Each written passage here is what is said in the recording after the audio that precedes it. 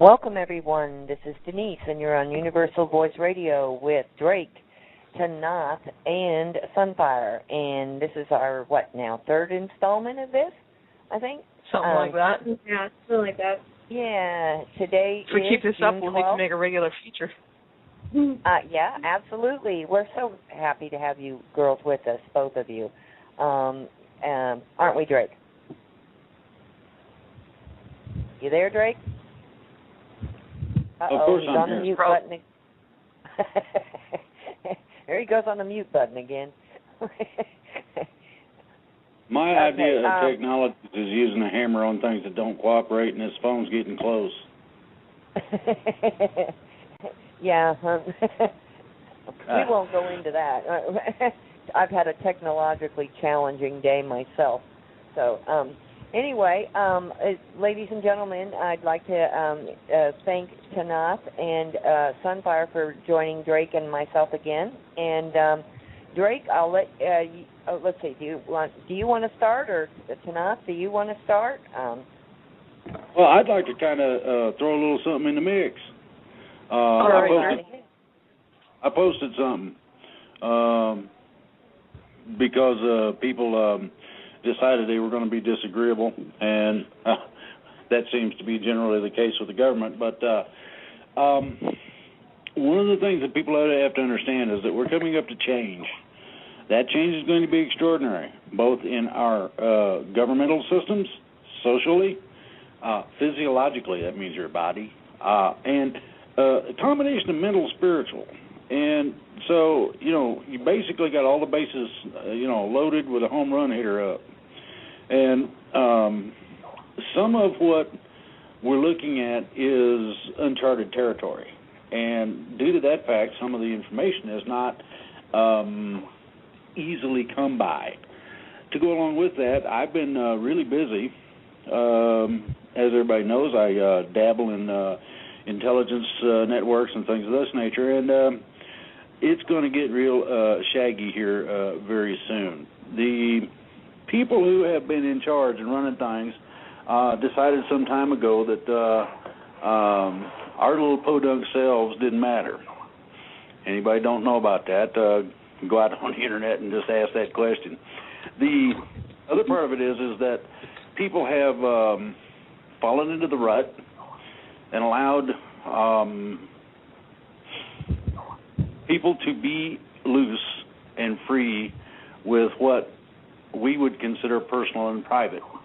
Everybody's aware of the NSA, IRS, and all these other fun and games things. The thing about this is that one of the reasons for shows like this is to, first of all, dispel the BS rumors. There are a whole heap of differing websites, opinions, and things of this nature that basically don't amount to very much and are totally erroneous. You're not going to turn into a big green squiddy. That is not going to happen, depending on whether or not you're a bad guy. Now, bad guys, I'm not sure what they're going to turn them into. But the gist of it is multifaceted. In other words, there's several different important facets to this.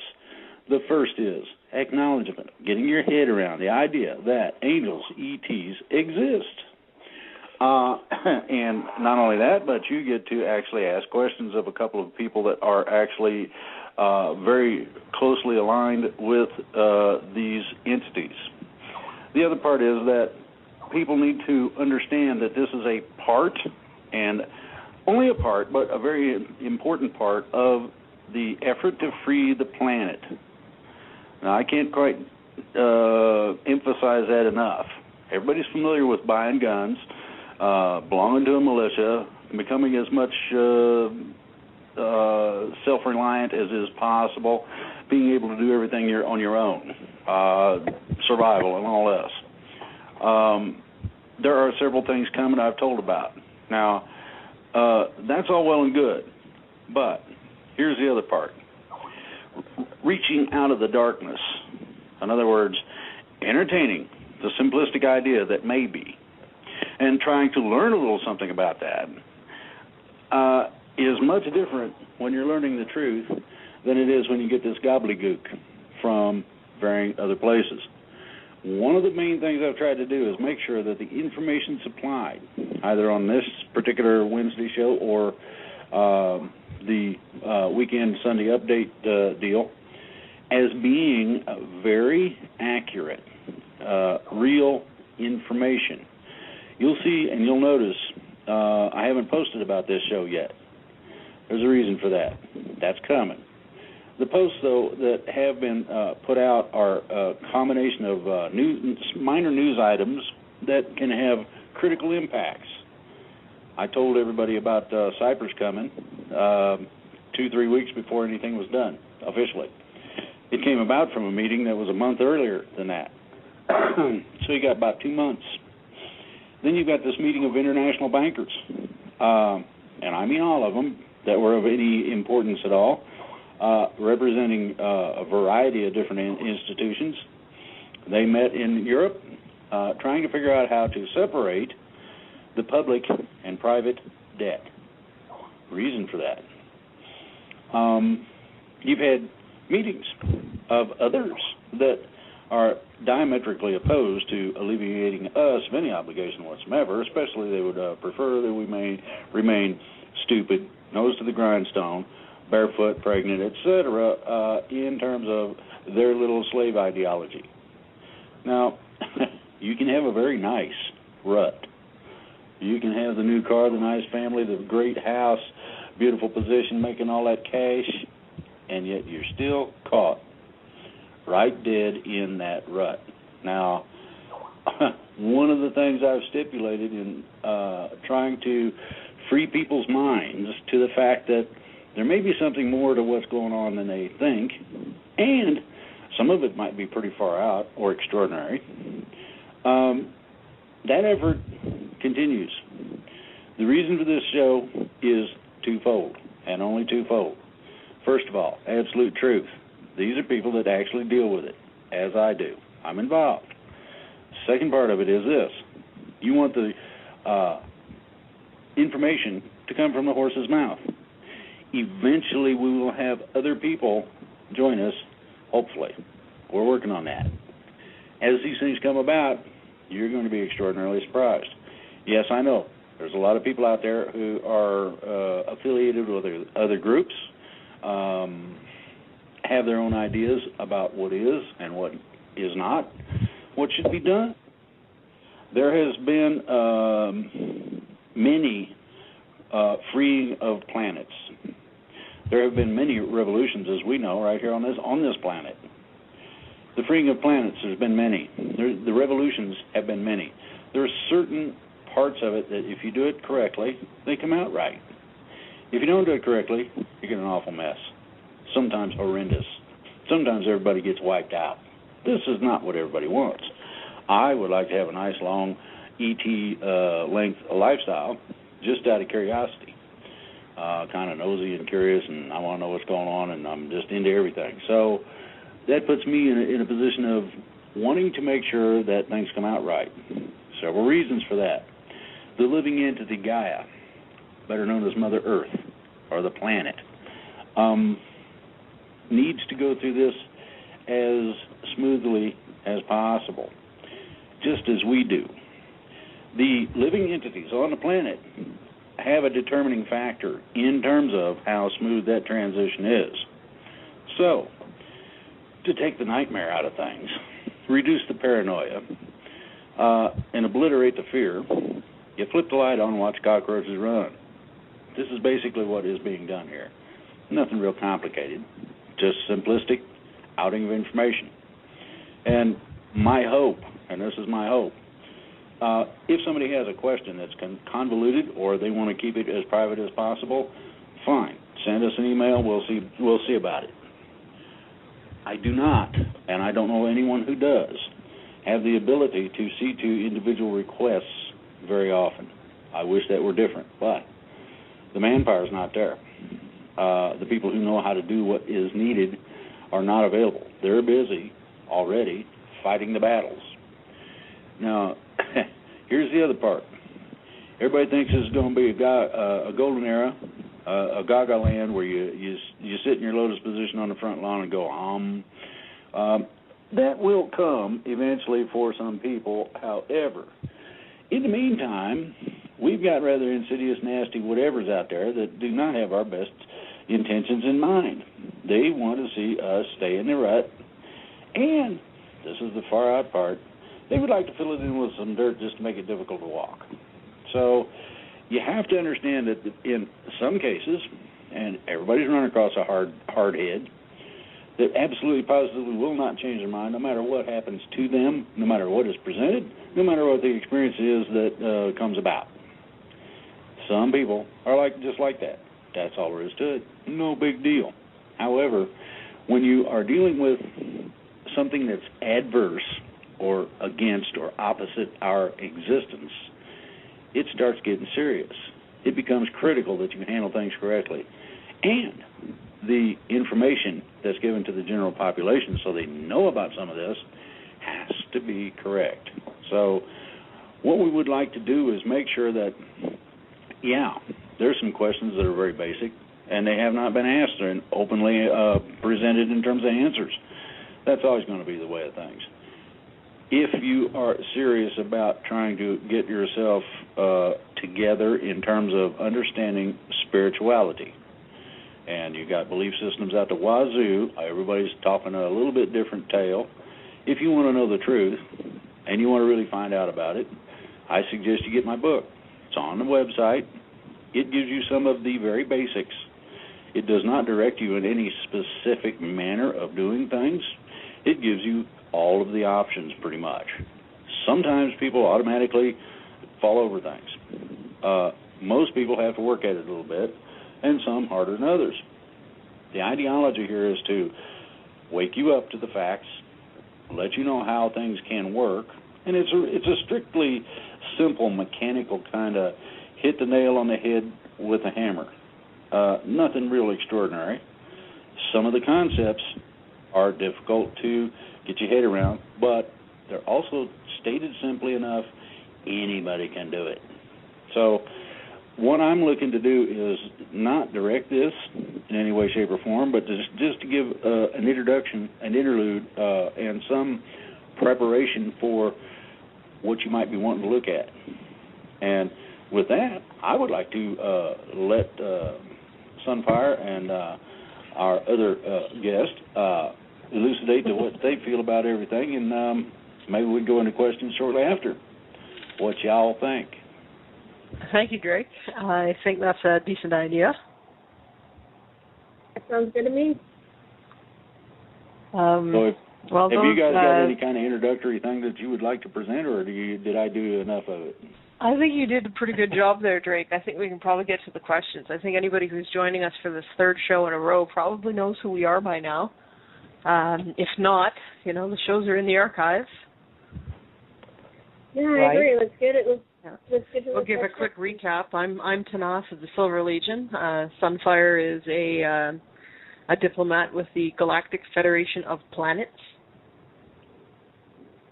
Yep. And these are people I work with, guys, in case anybody don't know that.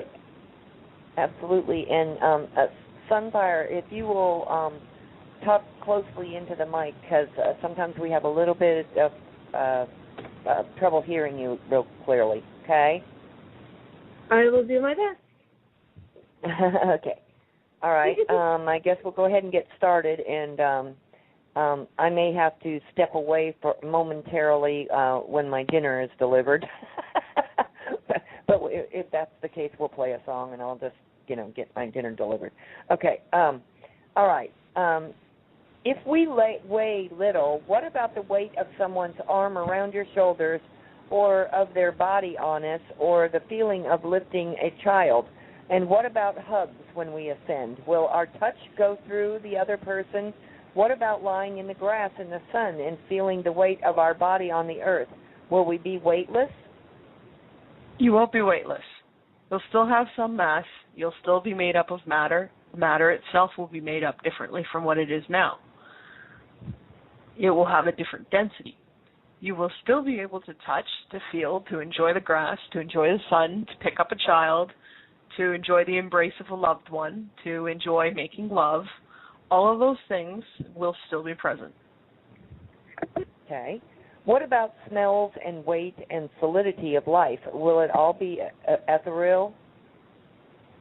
No, it won't all be ethereal. There will be smells. There are some that are, there still are smells. I can verify that.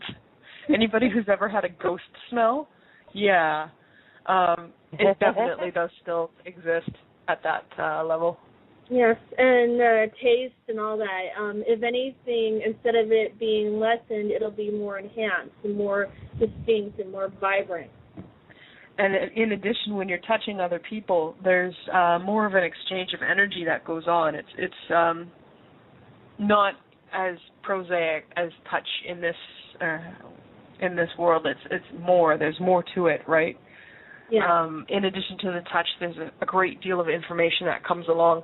If you're really good friends with someone and you give them a hug, you can tell their state of mind. You can tell how they're feeling emotionally. You can give them comfort. It's good. And this is where the concept of, and I know it's like something that's been said around for a long time, of touching souls with someone. That's where it comes from. And a lot of healing modalities use energy manipulation and touch. Okay. And I assume that farts will still smell, right? I don't know anybody who farts except for comic effect. We'll see what we can arrange. Okay. I'm sure Drake will still be able to clear a room if you need to. Cool. Okay, this is a question. I know this is I've seen this one or similar before. They're a little bit confused. Will there be babies, as in new babies being born just as we know it today, or just babies that existed before Ascension and stayed as babies?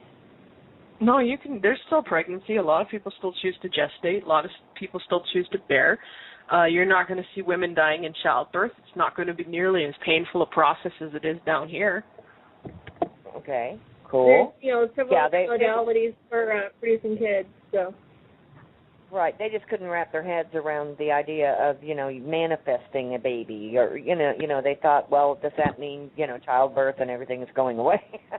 Okay. No, some people manifest babies. Some people prefer to bear them and gestate them and give live birth. Some lay eggs.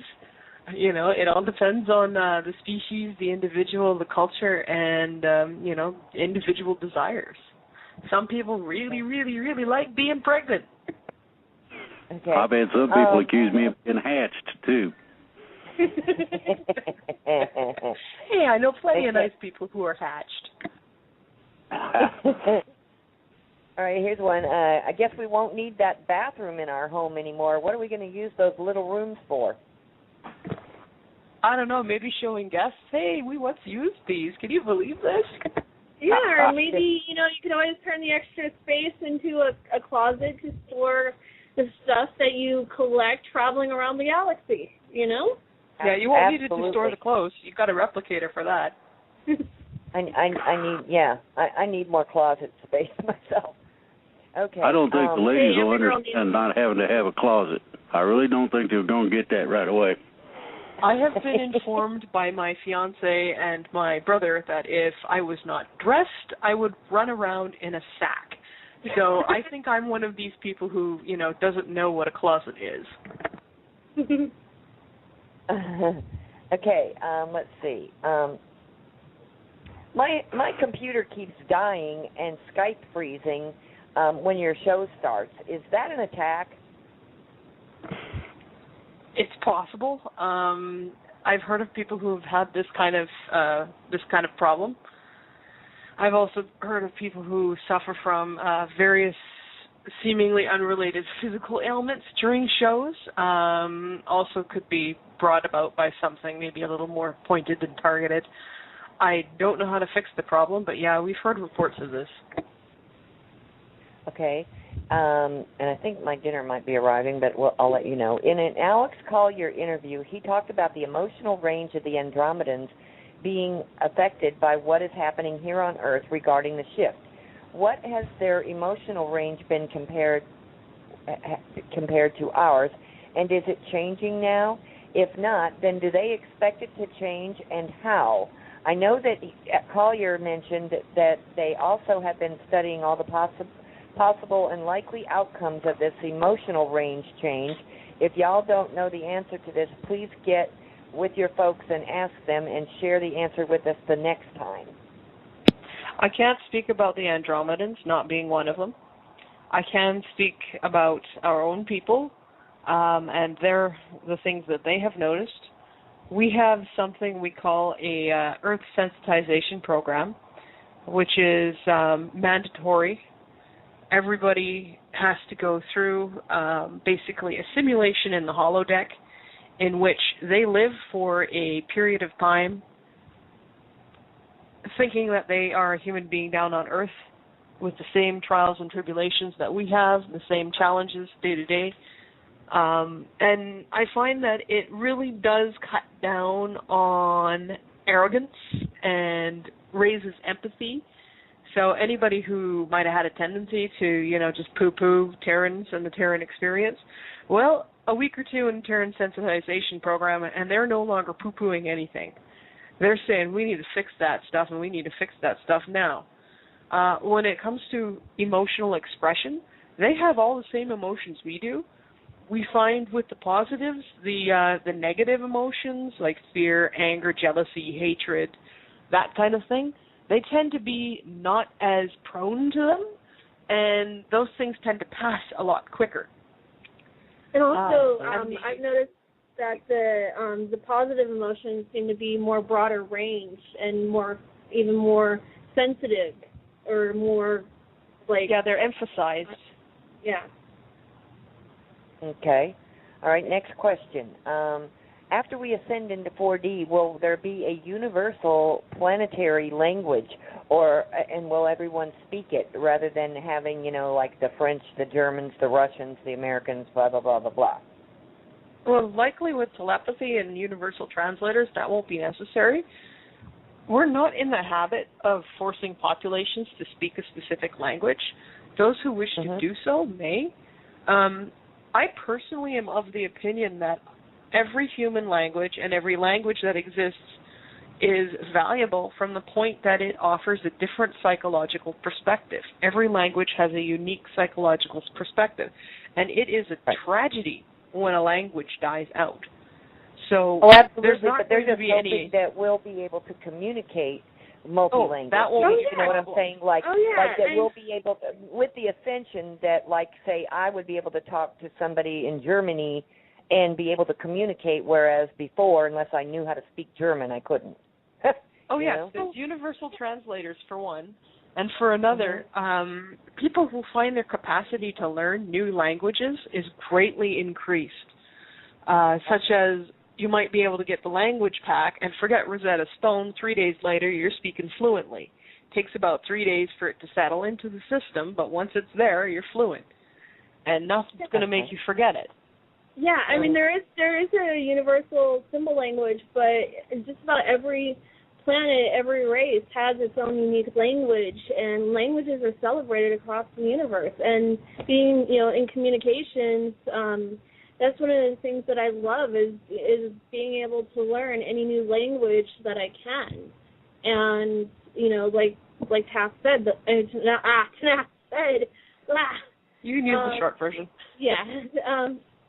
There's going to be universal translators, and it seems with telepathy that languages in communications, your brain just automatically translates it. And so I think where Terrans are very limited in their ability to communicate now because of all the different limitations and things that have been put into society, that instead of seeing a even greater limitation after the transition, that Terrans will actually be seeing more of an opening and a lifting of limitations, because they'll be able to not only use telepathy, but they'll know body language, they'll be able to use their other senses and that kind of thing, and it'll actually, I think, reduce the communication problems between individuals.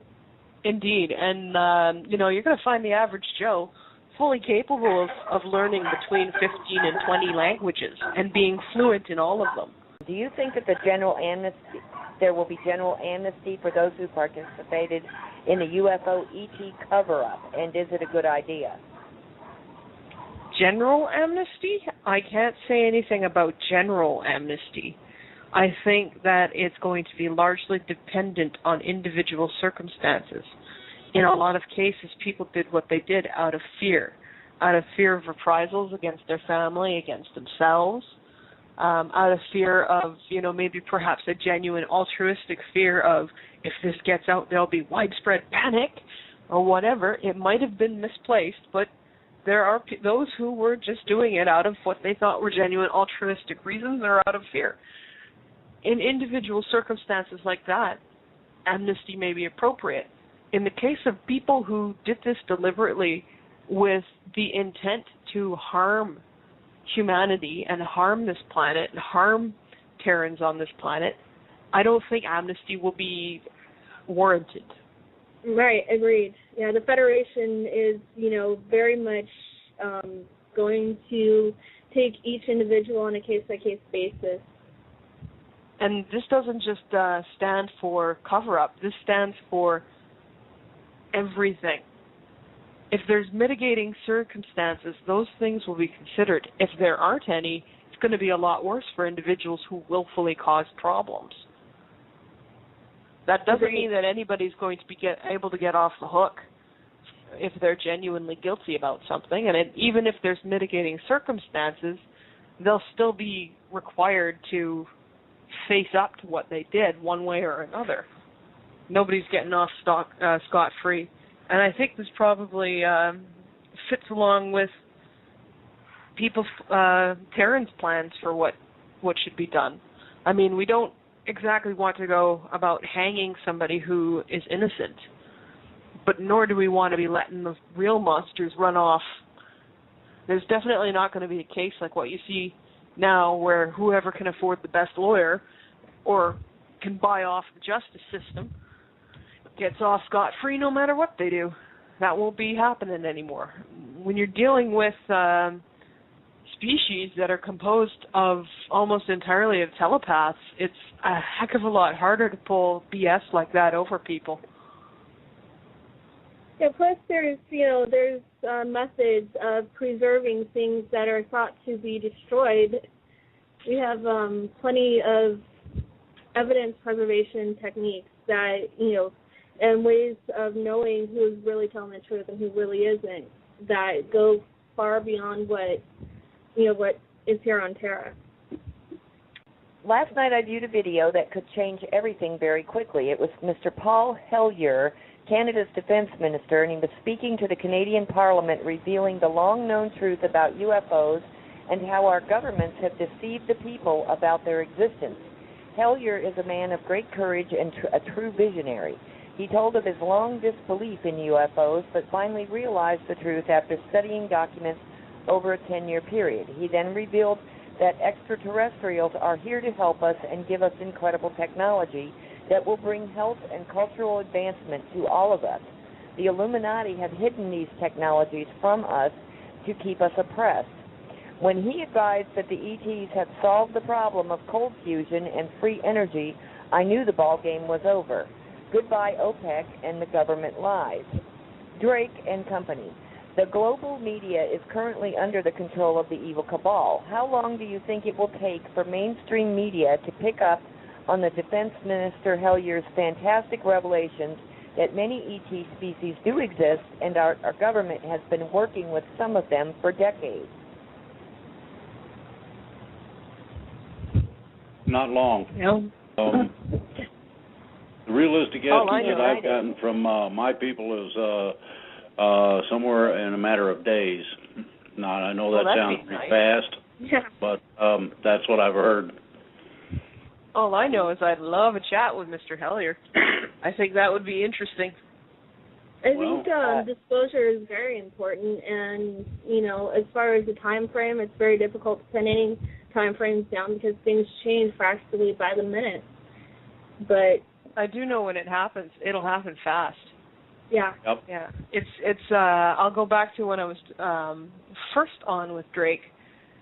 When I discussed, it's kind of like we're mining our way out of we're mining our way out of prison, and we know sooner or later we're going to bust through the wall of the cave and find freedom, but we don't know exactly when that's going to happen.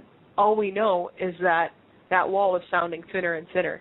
Until we bust through, we won't know exactly when, and when we do, it'll be all of a sudden, and then a whole bunch of stuff will happen really, really quickly and all at once. Yeah, I know one of the things the Federation is planning is a globally broadcast on all medias, in all languages, information, disclosure, and we have some other things planned, which I will not discuss at this point. But, suffice to say, we fully support the universal right to know and be informed. Okay. Next question is, have you ever heard of a place called PYO? I believe it is short for something. Now, being one of these people who has that whole dyslexia cluster of stuff, I don't do acronyms at all.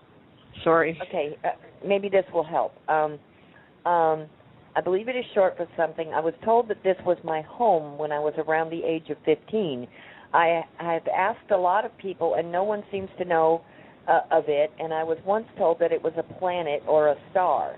The only thing I remember them saying it meaning was yes, which at the time was the most positive word I knew, and that K, or Q-U-E, meant no, the opposite. I would like to know if you know anything about it. I also remember them saying that there was a lot of water there almost 50 years ago, but it has meant a lot to me in my high school years. In my yearbook, there are comments from friends. Thank you for all the information. And this is it's a foreign-speaking person, so they don't have a real grasp on the, but they're trying to ask if you know anything about a place with a lot of water. I'm afraid I personally don't know anything about that planet or that system. Sunfire? I don't personally, but one of the things that we face with people asking questions like that is the native race often has a completely different name for their planet and their star system than what may be known to the Federation or what even may be known here on Terra. I know in a lot of instances when I talk about the different races, like on the radio show and stuff, I use what is known as the Terran equivalent or the English equivalent of the star system and planets and stuff because it's more for familiarity purposes than anything else. And it helps people to know, oh yeah, that's Palsetti. In the native language, it is a totally different name. I guess the next question would be that if some people have knowledge of a planet or a place where they came from or were, would it be possible that they would be returning to that home? It's likely. In fact, it's quite probable. Maybe not right away, but they'd have the option to resume that. If you are an incarnate, that is, if you are a person who is of non-Terran origin on this planet with a mission, likely you'll have the possibility or the potential to return home, usually after you've done whatever it was you came to do. Okay. Related to a Thor question that was asked, I think, on the last program, I wanted to ask these couple of questions. Does Valhalla, Valhalla, exist somewhere, and can we join in their feasts? Also, do we get to meet the Viking gods in 4D, in particular Thor? Well, a lot of the Viking gods are actually members of the Silver Legion. They like us for some reason. I don't know if Valhalla is a place that people can visit. If it's imagined, it can exist somewhere, but I don't know if it's a place you can visit. You'd have to ask them. This person's wanting to meet Thor. Yeah, Oh yeah, he's a great guy. I like him. It's fun to do sparring matches with him. Okay. All right. Next question. I thought the ETs were going to step in if the Earth was going to be destroyed. It seems as though it is happening. Deepwater Horizon, Fukushima, chemtrails, GMO crops, destruction of the bees, and everything. Can we invite them in now? It seems as if the cabal is going to destroy the planet quicker than it can be saved. The ETs are already, they're already involved, and they're already in the process of cleaning up the chemtrails, Fukushima, the environment, and basically everything else. There's also a responsibility for the Terran population to step up and do their part as well. The ETs are not saviors. They're not gods. Okay. Yeah, there's, even though it might not look like something is being done. As for inviting in others, be very careful. Be very specific. You don't want to inadvertently invite in the wrong people, right? You want to invite in ones specifically that have your best interests in mind, that have the best interests of Terra in mind, that have the best interests of freedom and free will in mind, and not ones that want to impose their own brand of whatever on you. I think that's a concern of a lot of our listeners. They don't know. They're very wary of who is good, who is not, who, which presences are to be avoided at all costs. They're trying to learn of all the different races of ETs, and so they'll be prepared. I think actually probably the best place to learn is right here with Drake and Tanaath and I, because, I mean, at least here you're going to get the truth, and we're not going to sugarcoat it. Alex Collier, Tolik, are other good sources. Listen very carefully to the material, to what's being said. I'm going to second Tolik's truth of finding out how to find out what is and isn't truth. Look inside yourself, use your discernment. See, does this information uplift you, or does it fill you with fear? Does it fill you with terror? Anything that's provoking that kind of fear, it's probably not in your best interests. I'm never going to tell you to start panicking and being afraid, because that's not right. For one thing, I fully believe everything's going to turn out all right. For another thing, I don't think that you guys are incapable. Anybody who's trying to push the fear is automatically thinking that you guys can't do anything, and I don't think that's true. Yeah, well, I totally agree. Many of these spokespeople, for lack of a better word, that are out there go pretty much unidentified. They do not associate themselves with any group, any faction, any race of ET or anything like that. Like we have Cobra, we have, all these different people that are out there speaking, yet they don't associate themselves with a specific group or a specific ET. And so people are they Galactic Federation of Light? Are they Galactic Federation of Planets? Who are they, and who do they represent? And that's a big question for a lot of people. We get that all the time. That, and the flip side of that is the ones who claim all kinds of hierarchy and authority.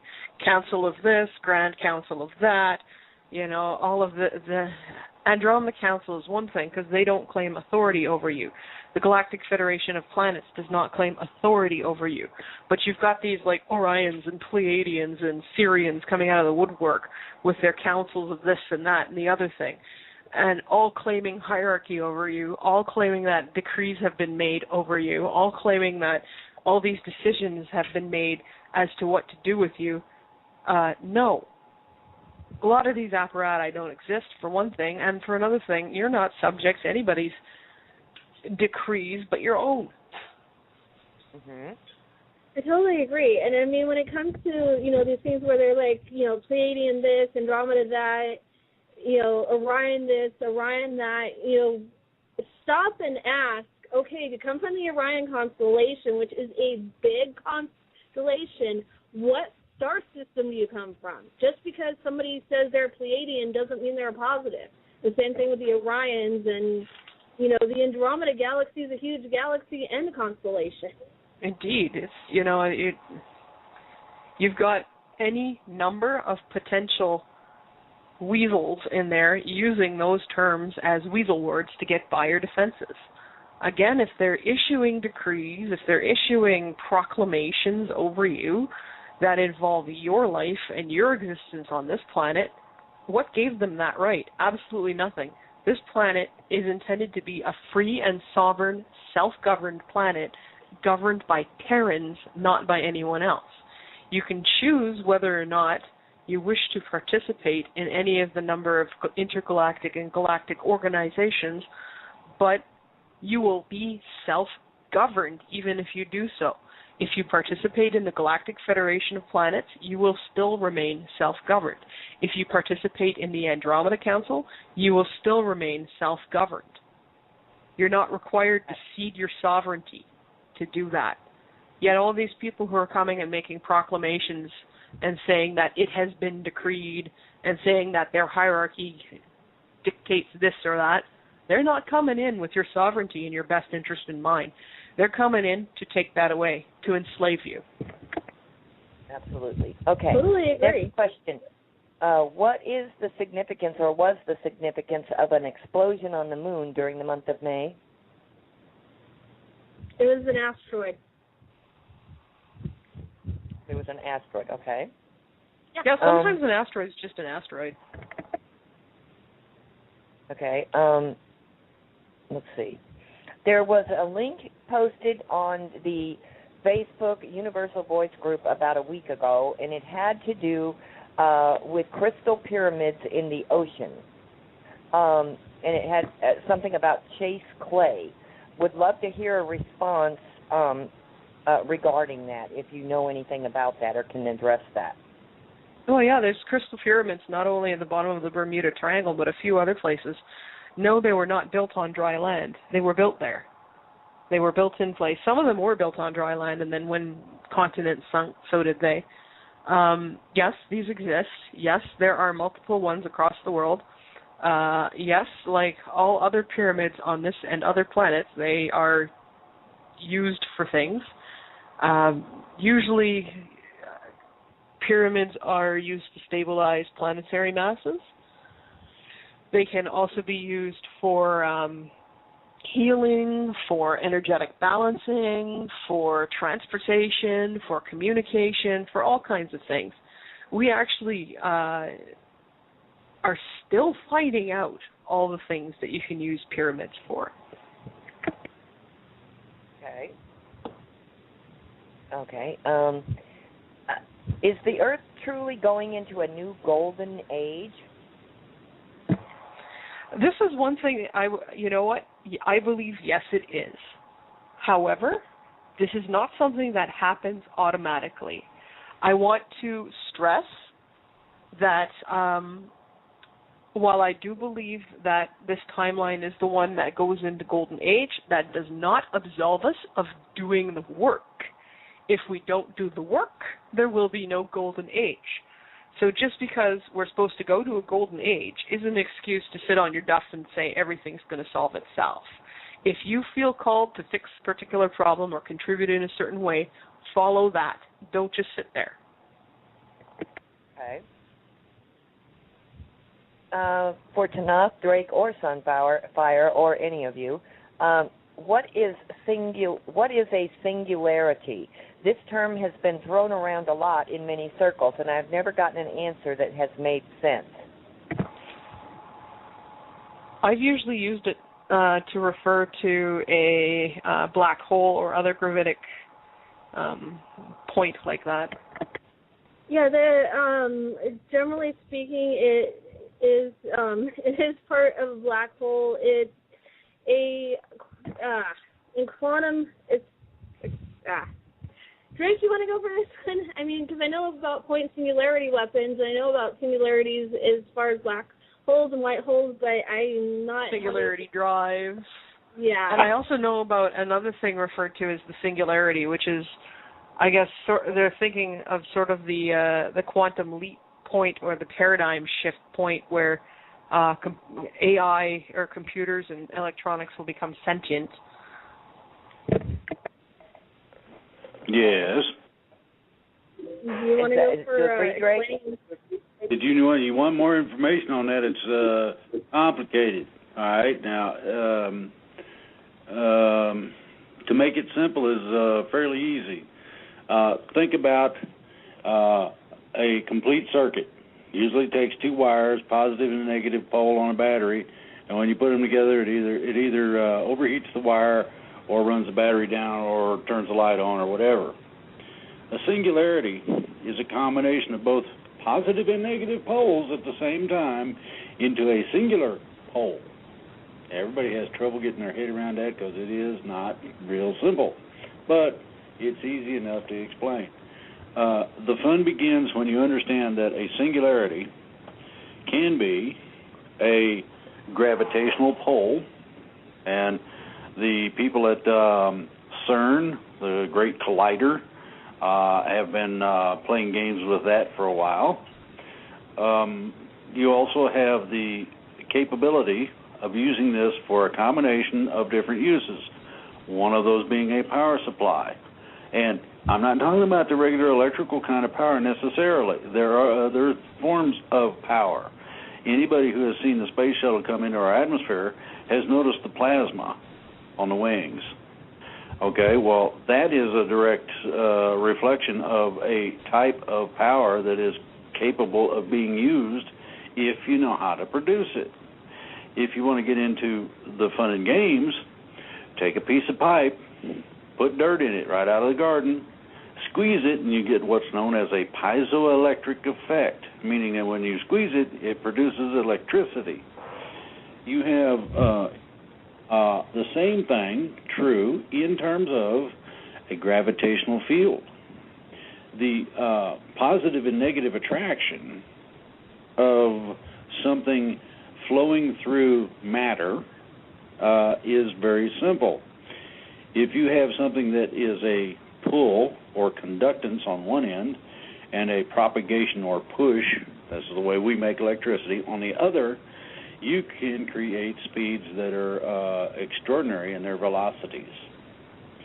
We're just now beginning to break the surface loose on beginning to understand. So until such time as we start getting these little bridges between what we've been dumbed down to in science and what is the real fact of things, until those bridges start appearing, and they will, you're going to have problems dealing with the idea that things are not what they seem to be. If somebody wants to know, go online, Google electronic and atomic exceptions to laws of physics. And if you can stand the mathematics, there's a whole load in there. Now, there's another part to this, and it goes to the basic structure, the pattern of matter. Right now, we are in a carbonite or carbonistic or carbonal pattern. In other words, carbon in its essence is one of the bases of what 3D is. This will shift more towards crystalline. Now, people know, anybody that has been a Boy Scout, anybody that's done electronics knows about the crystal radio. How does that work? A very small amount of power can be rearranged, reconfigured. You can pick up radio stations just with a crystal. No battery required. So the gamut of sciences, the amount and different kinds of things that are applicable is extraordinary. Just remember, singularity means single, not dual, single. It can conduct. They'll tell you, they'll laugh at you and say, "Oh no, it don't." Well, tell me all about it. In terms of something being used. How does a laser work? That's a form of a light type of singularity. People don't understand that, but that is one of the concepts. And that's as far in the science as I'm going to get. Thank you, Drake. And thank you, ladies. All of you answered that. Excellent. Okay. If the truth is buried under our feet, do you know of a location in Canada where ancient civilizations once thrived? Sunfire?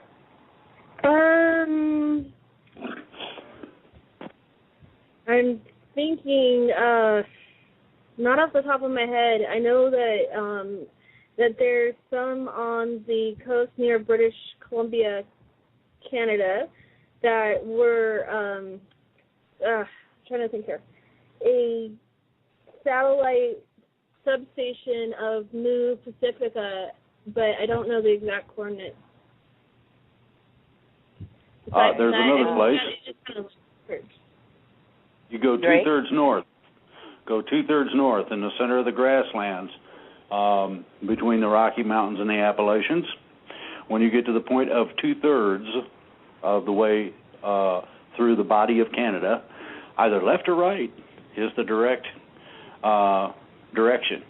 Well, just before and just at the mountains, you're going to find entrances, you're going to find hieroglyphs and a whole bunch of stuff. Okay? There's also Nahanni Park in the Northwest Territory.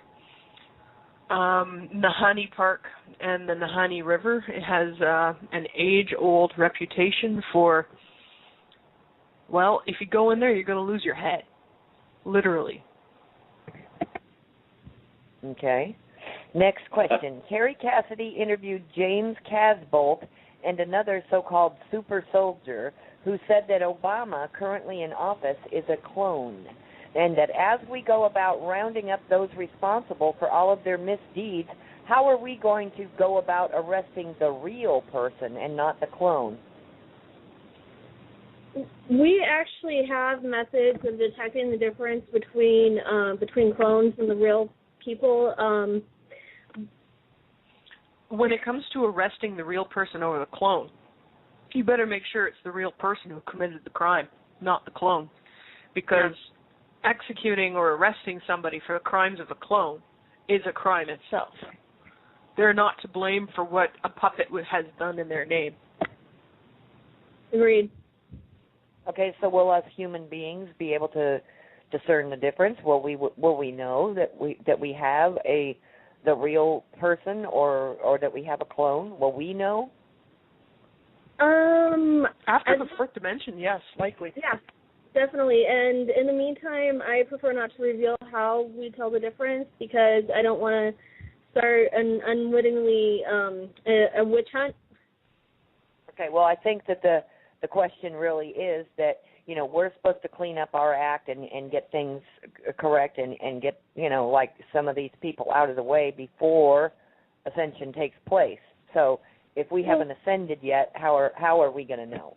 What does that necessarily have to be? Even if they're clones, it'll, be justice to execute the clone that's done those things. And also those involved in actually arresting these people, the militias and military and stuff, they've been informed and actually provided with some technology to determine the difference between the clones and the real ones. And they're going to be handling the arrest, so they know how to tell the difference. Average Joe. Okay. Right. Okay. Okay, was the Earth created by the big... I was going to say the ETs and, the Federation and Andromeda Council, etc., we're all working very closely with the militia and the military to, help them out as much as we can. Yep, and when it comes to things like clones, well, it's always interesting to see who collapses and whatnot in the news and stuff like that. Often a telltale. Not always, but often. Okay, this question is directed at Drake, but of course you two girls can elaborate. Question, Drake, was the Earth created by the so-called Big Bang Theory, and what was the purpose of the Earth actually being created in the first place? I'm gonna give you guys the answer that you deserve on that one. Yes, partially. Some of the physics involved in the core expansion does include a bang. The Earth was artificially created, and it was created to be an individual sovereign planet. A lot of people are unaware that is the case. And I'll let the girls jump in this. This ought to be interesting. Well, yeah, I mean, Drake actually pretty much said it. I was like, okay, how can I add to this? I mean, you got to consider that the universe was created close to 900 centillion years ago, and the planet Terra, Earth, this planet is only more in the realm of about 7.5 billion years, and like you said, it was artificially created. Or, as the term we prefer to use, geoengineering. There are natural planets and natural suns that are created in ways that are, posited by some of our own scientists, but Earth is not one of them. Okay. There's many races out there that are capable of creating entire solar systems. Okay. A recent video on the Germans exploring under the North Pole decades ago translates some of the writings that were found. One said that there's a huge planet 3 times the size of Earth which rotates clockwise around the sun every 3,600 years. When this large planet enters the plane of rotation of planets in our solar system, the results are very powerful electromagnetic vortex on the Earth, causing terrible disasters, worldwide floods, death of civilizations on the Earth's surface, etc. The Pacific Ocean will have major tsunamis 7 kilos high at speeds of over thousands of kilos an hour. It's due again supposedly in the year 2014. If not, for the work of Drake, Tanaath, and Sunfire are doing, we are toast if the above should be true. What is your take on this? I want to step in and say that it's probably just another rehashed version of the how do we say this, psyops of Nibiru and the big bad Anunnakis.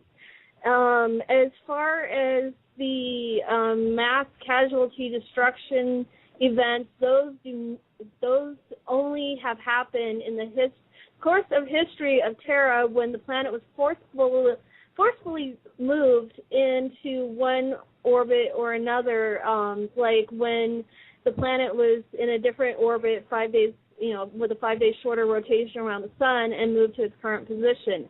There has never been any other accounts, historically speaking, of those kind of massive destructive mass casualty events. And there is no planet, or artificial or natural or otherwise, that has a 3,600-year rotation in the solar system. Not to mention, I have had, heard rumblings of people who are claiming that, certain species are going to lift us up off the planet and rescue us because it's going to change orbit and anybody who doesn't go is going to die. No, wrong. Categorically, not going to happen.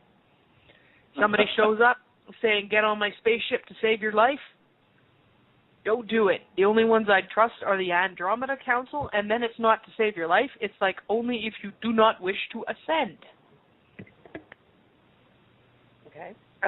What are the main functions of pyramids, and are they based on all planets all over the universe, or just on Earth? They're on many planets. I don't know about all of them, but many. As for the function, I think I answered this a little bit earlier. They have a lot of different functions, some of which we're still discovering. Yeah. Okay. Yeah, some of these questions have been held over from weeks past, ladies, and so I apologize. Okay. I mean, I've got 17 pages of questions. Okay, if that's any indication. Okay, is there a huge amount of hidden gold anywhere, and how will it retain its value when people move to sell it? Won't supply and demand just mean a far lower price? Well, when you take into consideration that the intrinsic value of gold is only what is placed upon it, outside of Terra, there is no monetary value to gold. It is, nice for jewelry, used for, like technical applications and that kind of thing. So beyond that, I think I'll throw it over to Drake. He knows more about this financial stuff than I do. Well, it's very simple. Man decided that gold was a rarity, and so placed a value on it. And that value's grown or subdivided and changed over a period of years. And they found out that the basis of the idea of keeping a pot of gold, a centralized location of it, or locations, can be multiple, was something that could be used to the advantage of propagating currency. That's done through an agreement. In other words, it's a simple contract that you're leasing or buying a certain amount of gold. That is then rendered to a large bank in the form of gold certificates. Those certificates then are monetized into dollars, yen, rubles, or whatever. And that's the basis for your currency. The interesting part is that in reality, currency doesn't have any value. It's a piece of real fancy paper. I mean, it's there's probably expense involved, but other than that, it doesn't have any value. And if everybody would really think, and I'm going to throw a little reality in the mix, if everybody really think about it, what do you got to have? You have to have some kind of shelter and clothing from elements. You have to have water to drink and food to eat. Now, outside of that, other than, going to work and all that fun stuff, what is it that gold can do for you? You can't eat it. I understand it's not really good for you when you go chomping on it. The paper money used to be used for wallpaper, butt wipe, and a few other things. They used it for fuel in Germany when I got to 1 trillion marks for a loaf of bread.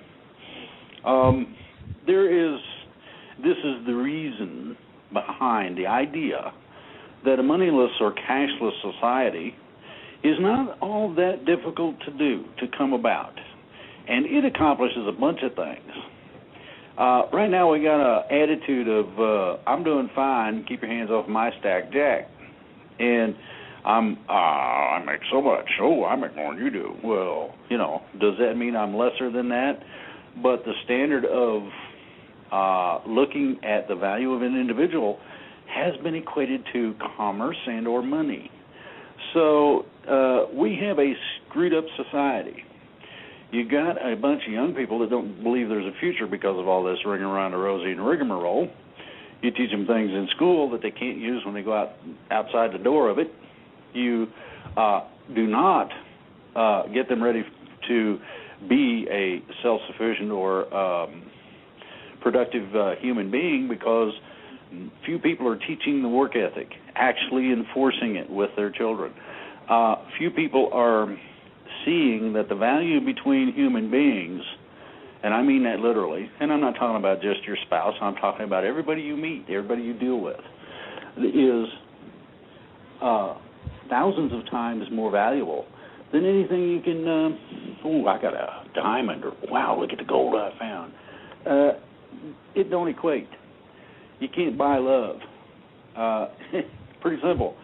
A lot of rich people are so miserable for two reasons. They were brought up to watch their riches. And when you watch your riches, you don't have time to learn how to be a human being. You do not learn your social intercourse limitations and unlimitations and how to make friends and how to go have a good time with nothing at all. And so the core value system has been skewered, has been screwed up. I'll say this very, very realistically. We have a generation of children right now that don't believe that any of it's that they're not going to live, that it don't matter. Blast off into space and don't worry about it. So you've got problems with drugs, alcohol, don't care, and other things. And I hope some young people are listening, because we are about to pop a door on Pandora's box of a future that's almost as unlimited as a time machine, almost as big as the whole of the galaxy, maybe even the universe.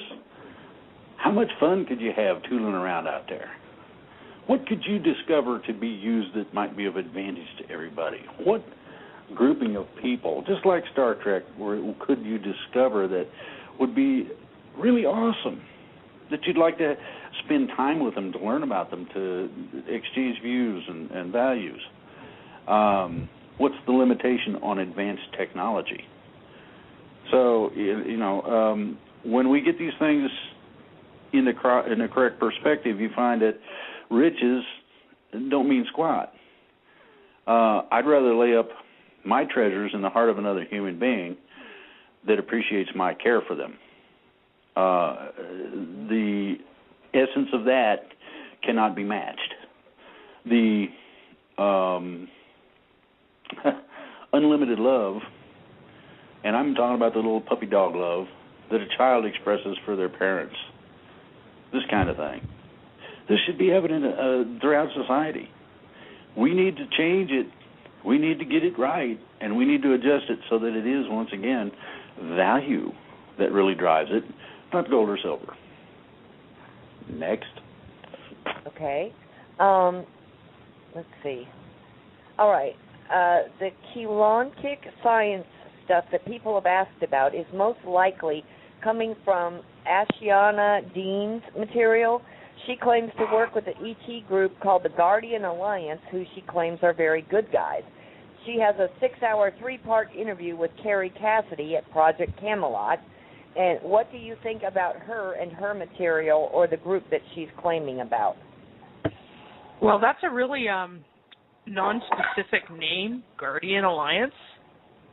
I can tell you the Federation has never heard of the Guardian Alliance. What I've heard of Ashiana Dean is not positive, and I was raised, if you can't say anything polite, don't say anything at all. And this is one of those times I'm going to stick with that answer. Okay. This is a real question, although it may seem like a joke. I hope you won't laugh at me. For Tanaath, have you ever heard of Shivambu? I think it's Shivambu, which is an ancient ritual of drinking one's own urine for physical health and for spiritual connection. It has been found that Terran urine is made of crystals that resonate with higher energies. It has also been used in India and other old cultures for centuries. I have heard of it.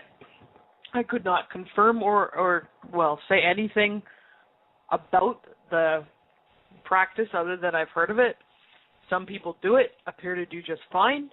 I'm not going to recommend that anyone drink their own or anyone else's urine. But if that floats your boat, if it does something for you, nothing's stopping you. Okay. I've been familiar with that for a long time, and I did some studies on it and found out that you can get the same crystalline effects if you use certain types of specific, it's called a specific crystalline bath additive, not a bath salt, but a bath additive. And you don't have to worry about what you're drinking. Yeah, exactly. Yeah, because, I know people who were practicing that, doing that when they were being treated for cancers and stuff. And they said that, it was replenishing what your body, is flushing out. But if, your body's also flushing out all the toxins and everything, too, so you're re-ingesting the toxins. So I couldn't make sense of that myself. Let's see. Why haven't our star brothers and sisters shut down HARP just yet? Is there difficulty in doing so?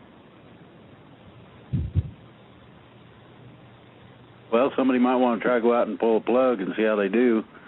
HARP's all over the place, so it's not easily done. Yes, it's more than just one station in Alaska. Yeah, there's a lot. ET is working on things, and that is one of the subjects, among many others, that have come to the attention that is not good for anybody. So these things are being attended to as best can be done at this point. Okay. Is the Eye of the Sahara a huge spaceship that crashed there a long time ago? Actually, this is the first I've heard of it. I have heard of it. I I'm gonna say don't no. have specific information on that one, though. I'm going to say no. If you study it out, you'll find that it deals with a glassine sheet of, kind of it ranges from blue through turquoise to a very light green. It's very pastel in color. These apparently were formed by specific airbursts of extraordinarily high energy weapons. Now, people think that atomics is the highest you can go in weaponry. It isn't, and that is part of what I understand has been used. A few of the underground cities in the Sahara do have records of such things. One is a weapon referred to as the weapon of the sun. Another is referred to as a weapon of the stars. The weapon of the sun is atomics. The weapon of the stars is something I will not name specifically so nobody gets any ideas. It makes atomics look like fireworks, and it is extraordinarily destructive. The Sahara used to be lush. It used to be a living, growing area until such time as somebody decided to bomb it back into the Stone Age. And this is true of a lot of your desert areas. And that's all I got to say. Yeah. Okay, I just wanted to recommend, for people that are really interested in that kind of stuff, I recommend researching atomic warfare in ancient history. You'll learn a lot about some of the history that has been left out of the history books. And it's also mentioned, I believe, in the Mahabharata or one of the other Hindu religious texts. Exactly. There's a lot of historical information. Okay. What is going on at the Dulce, New Mexico base now, if anything?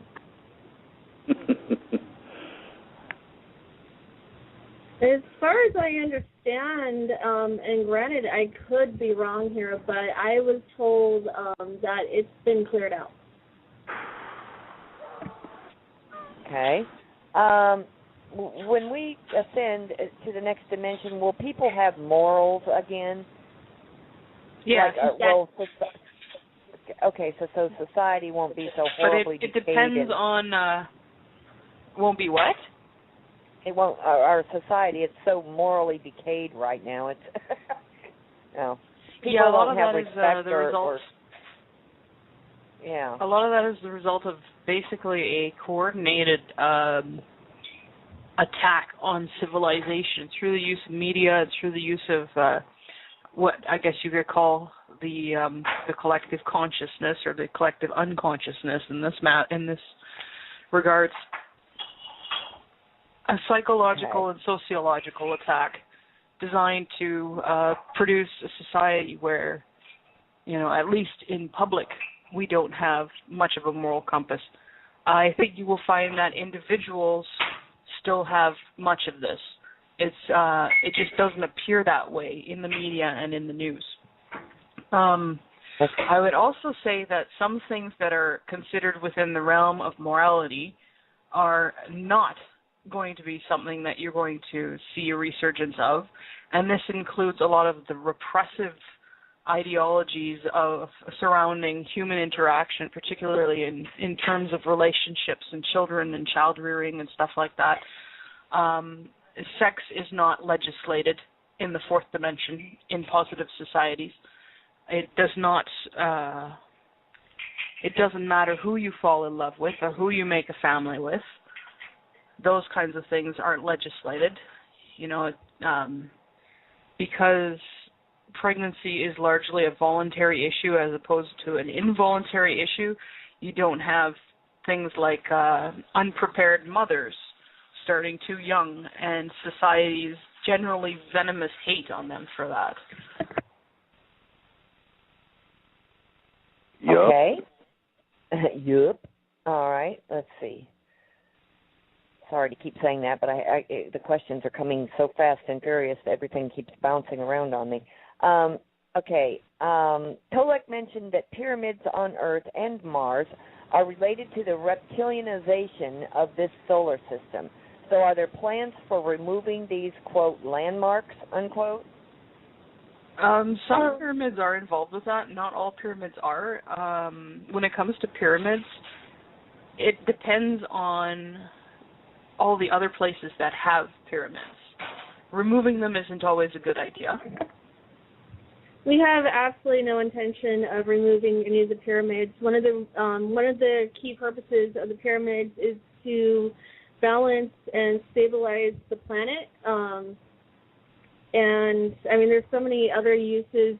The pyramids are not something that was an original reptilian design. They were taken over by the reptilians, and let's put it this way: we're taking them back. Okay. Let's see. What's the next question? Is there any information on the sentient black goo story, and is there a link with the Falklands and the Gulf of Mexico events? I believe this was answered before. The sentient black goo was something that was gifted to Terra by the Arcturians and can only be used for positive things. That's as far as I know anyway.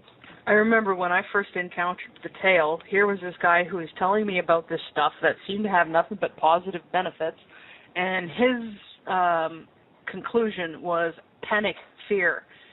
Something didn't quite match up. If something's going to come around and basically make me a better person and give me superpowers, I don't think panic and fear is going to be my first conclusion. It seemed like a pretty powerful psyop to me, like somebody was trying to make up my mind for me. There are rumors of other various goos that have other effects, but I know the one that makes you a better person, that's not sent by an enemy. I'd just like to know where I can get me a bottle. No kidding, I wouldn't mind a bottle of that stuff. Yeah, same here. Maybe if the listener out there that asked that question knows about it, they might be able to give us some information. We can go from there. Really? Okay, do you folks plan to distribute the suppressed technology right after the Cabal is taken down, or would you check it before? I mean, if I were Cabal, I would do something to the technology so it would kill other Terrans or make them extremely sick. We know how to distribute it so that it won't do that. When we're talking about distributing tech, we're not talking about walking up to somebody, giving them a replicator and saying, here you go. We're talking about walking up to somebody, giving them plans, giving them material, and say, have fun. In some cases it might be a case of here you go, but usually it's going to be a matter of here's your plans, now build it. Well, there's also involved in this, as I understand it, classes, so that you don't have a steak that comes out tasting like rutabaga. So yeah. Or making the Silver Legion replicator mistake. If you're not very, very specific in your intent when you press the button on the Silver Legion replicators, for instance, if you want steak and cheesecake, and you're not really, really specific about steak and cheesecake, you might get steak cheesecake.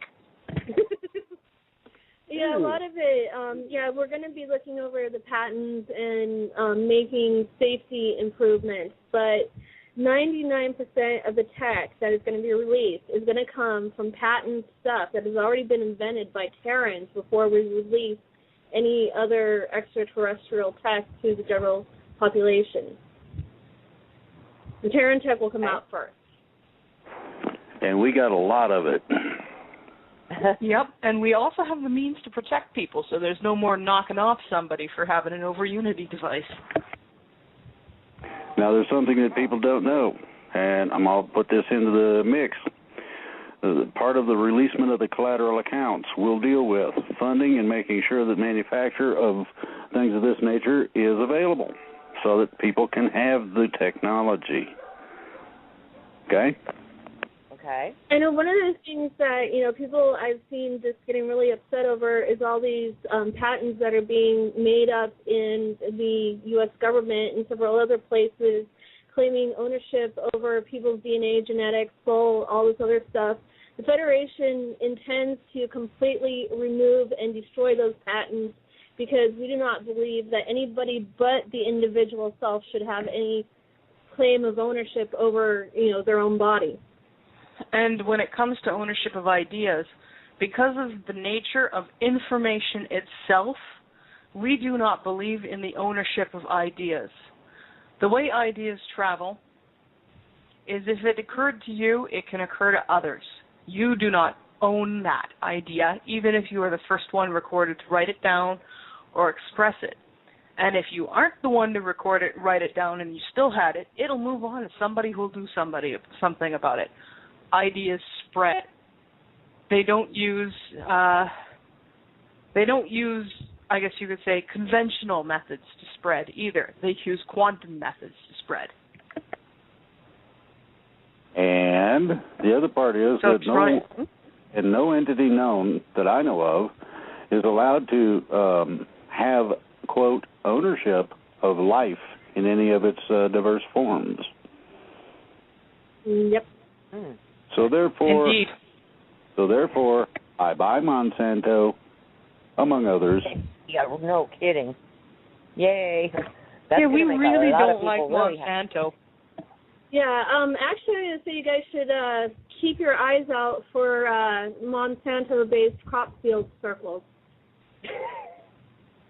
Yep. I've heard that the ETs are going to start having some fun with the GMO crop fields quite soon.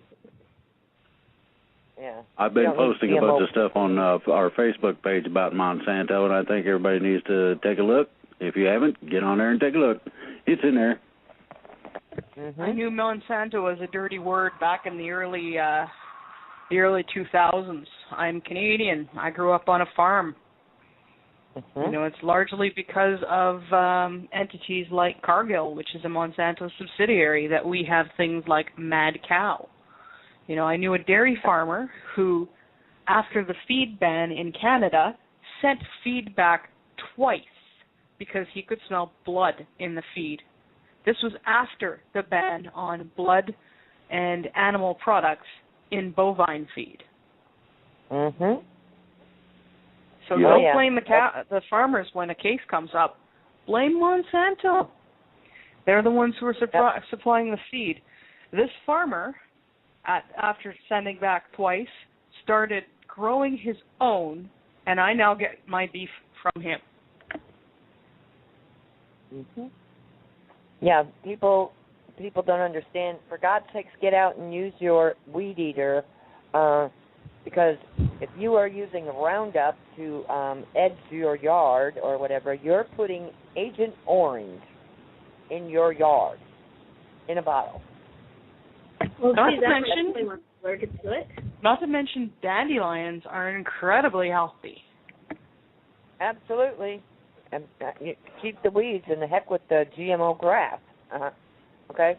All right. Let's see. What is the reality of intention/visualization? I have been trying this with little success, it would seem. Is this simply not feasible in a 3D environment to some people? I would say more in a 3D Terran environment. There's been a lot put in place by the bad guys, the Cabal, the Reptoids and all that, to either completely block or slow down to a significant snail crawl any, ability that would be natural or otherwise to 3D humans to be able to use their visualization and manifestation abilities that should actually be natural to them. Furthermore, it's pointed. It's a lot harder to manifest positive here than it is to manifest negative. You can have basically free reign on manifesting your own hell. Okay. All right. Question for Tanaath. According to the information you have given, I guess I would be considered to be an incarnate or interdimensional, being that has been here in another life in the past. I even believe I know the name that I went by in my past life. The name is well known, and for that reason and the fact that I am having a difficult time coming to terms with the implications associated with that past life, I will not mention that name at this time. However, I've experienced things in this life that I cannot explain, and I know of no one who can give me any information on the subject. For example, as crazy as this sounds, I've been shot in the head 3 different times at point-blank range, twice by law enforcement officers several hours apart. The first time at the time of my arrest, and the second was several hours later while in the jail by a different officer. The third time was after I had been bailed out by a group who had heard of the incident and had to prove it to themselves. I saw the holes. I have watched the bloody thick goo run down my back and shoulder as I sat in the cop car. The officers were freaking out, to say the least. Another time, in a different jail, intent on harming no one, I challenged the booking staff and was tased 3 to 5 times with absolutely no effect at all. No one was harmed, including myself. I'm challenging the powers that be. Challenging the powers that be seems to be a running theme from my past life into this one. There are, however, things that I have come to believe are more or less calling cards or identifiers. If it should be possible that I could discuss this at length with you, I would love to. But for now, could you give me any insight at all as to those experiences and their possible meanings? Okay, so there's a few things to address in this. First of all, yes, some of us who are incarnated have been famous people in the past. A lot of times, people who have been somebody well-known in Terran history or Terran mythology don't like to talk about it because the first thing they get is accused of delusion. So I understand not wanting to out yourself. I do have a more famous name that I don't use and I will not discuss casually. When it comes to your propensity to get in and out of life-threatening situations, all I can say is it sounds like on one hand, somebody really wants you out of the picture, and on another hand, somebody really wants you in it, possibly even yourself. So, don't tempt fate. I wouldn't try to test this, but you've clearly got something looking out for you, and you're clearly a high priority target for whatever reason. You can contact me on my website. There's a little button at the bottom of the homepage. Don't give me your life story in your first post because the widget that keeps out the spam makes emails nearly unreadable, and if emails are nearly unreadable, I won't respond to them. They'll get put down on the priority list until I forget about them. So keep it short and introductory, and then once we have, stuff that can be text edited nicely, then we can have a dialogue. And that's on what website? That's my silverlegion.org website. Okay. www.silverlegion.org. That's silver as in the metal, legion as in many. And it's an org, not a .com. Okay. Yeah, I will apologize to people. I am not good at emails right now. I have simply gotten too many, and I've simply had too many things going on with this work and in my own regular mundane life that I can't keep up with emails. So I'll do my best, but honestly, there's a lot I just can't respond to these days. Okay. Thank you, Tanaath. Let's see. I have a question I would like to submit to Tanaath and Sunfire and Drake. It is open to anyone for their thoughts, and it is with respect to human relationships of the romantic partnership kind. I cannot cite my recent I can cite my recent experience briefly as an example. I'm deeply confused with regard to finding the right partner, having been deeply hurt on a few occasions. If it is true that I am a sensitive soul and do not enter into a relationship unless I have a strong positive feeling for the other person.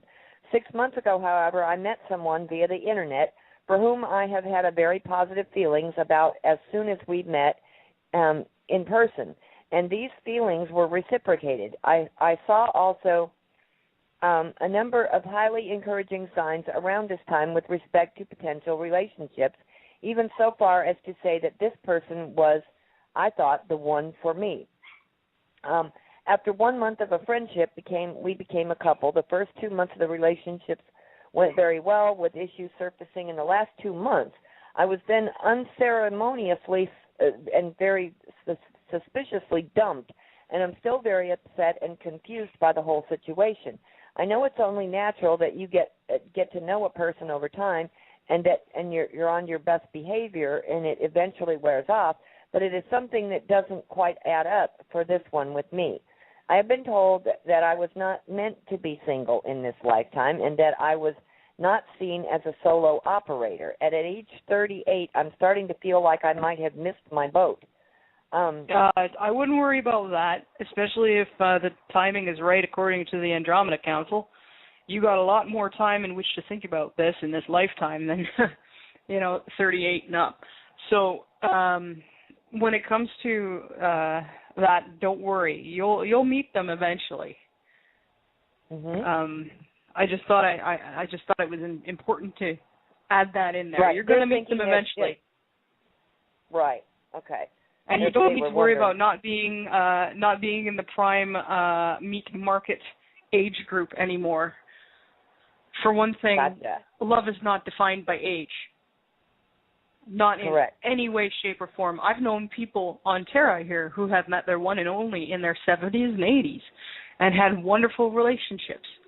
But if you stay on this planet and you become fourth dimensional, you're going to have at least a couple thousand years in which to think about this.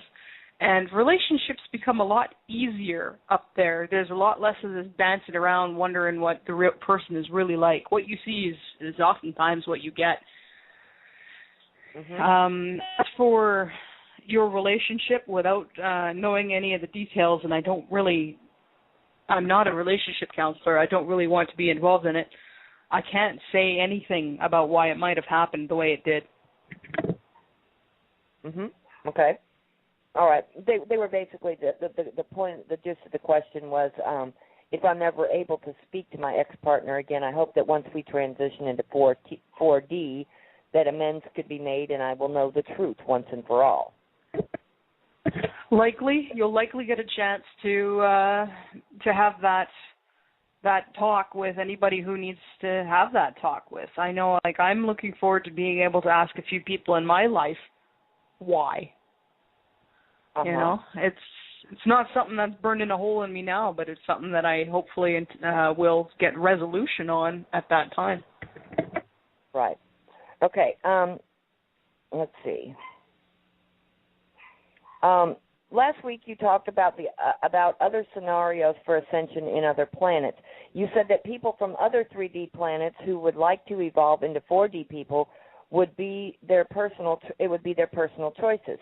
How exactly does that work? Do their souls have to exit the 3D realm and then reincarnate into 4D realm, or do they need to drive a spaceship to a 4D space to evolve automatically? There's a few ways. There's a few ways. Usually spaceships are not the way it happens because that's an artificial transition, and it doesn't stick. That person, when they finish that life, will likely go back to 3D in another incarnation or another life. One way is when people have finished their tenure and decide they want to move on, they do it at the end of their natural life.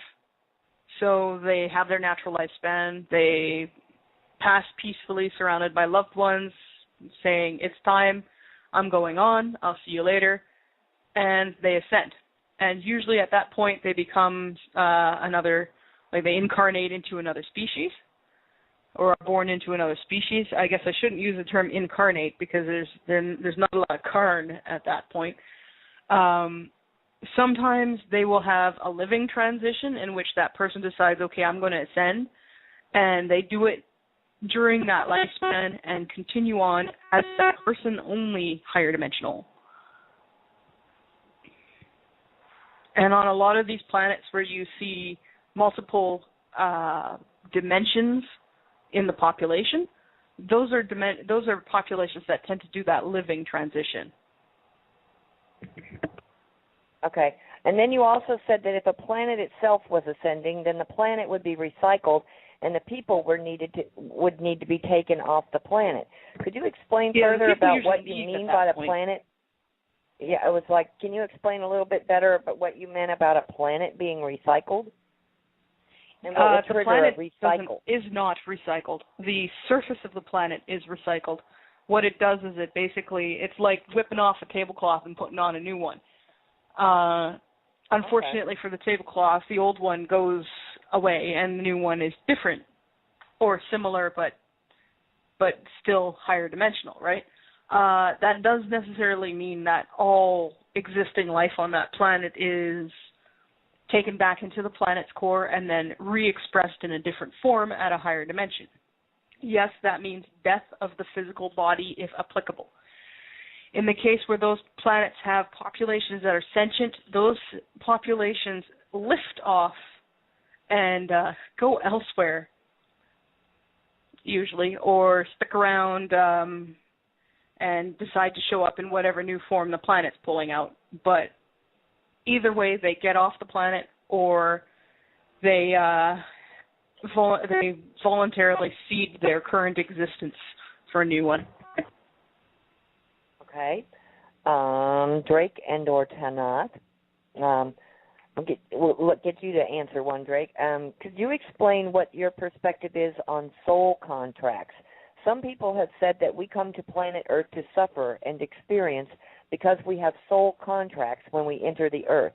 Does that mean that the Illuminati and the Vatican are justified to abuse, torture, and kill innocent children because the souls of these children have signed the soul contract of being abused, tortured, and/or killed? Who would manage this type of soul contract, and a negative group or a positive group? And is this the karma trap that you have talked about in the past? Can I answer this one, pretty please? Sure. Yeah, Parsley. Go ahead. Absolutely. Okay, mixed. There are soul contracts. Yes. Justified? Heck no. Nothing like that is justified by these soul contracts. The soul contracts that were written down here were written under false premises.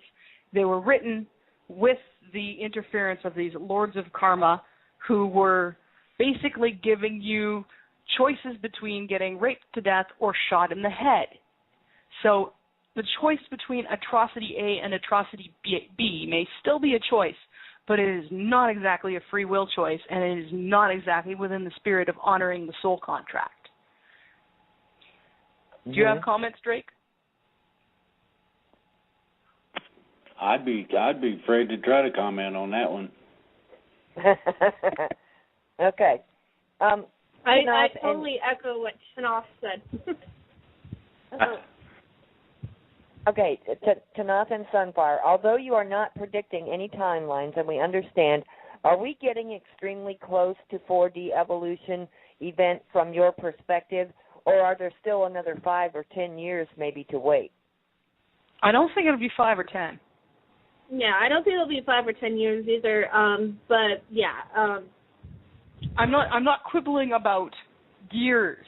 I'm quibbling about days and months. Yeah. All right.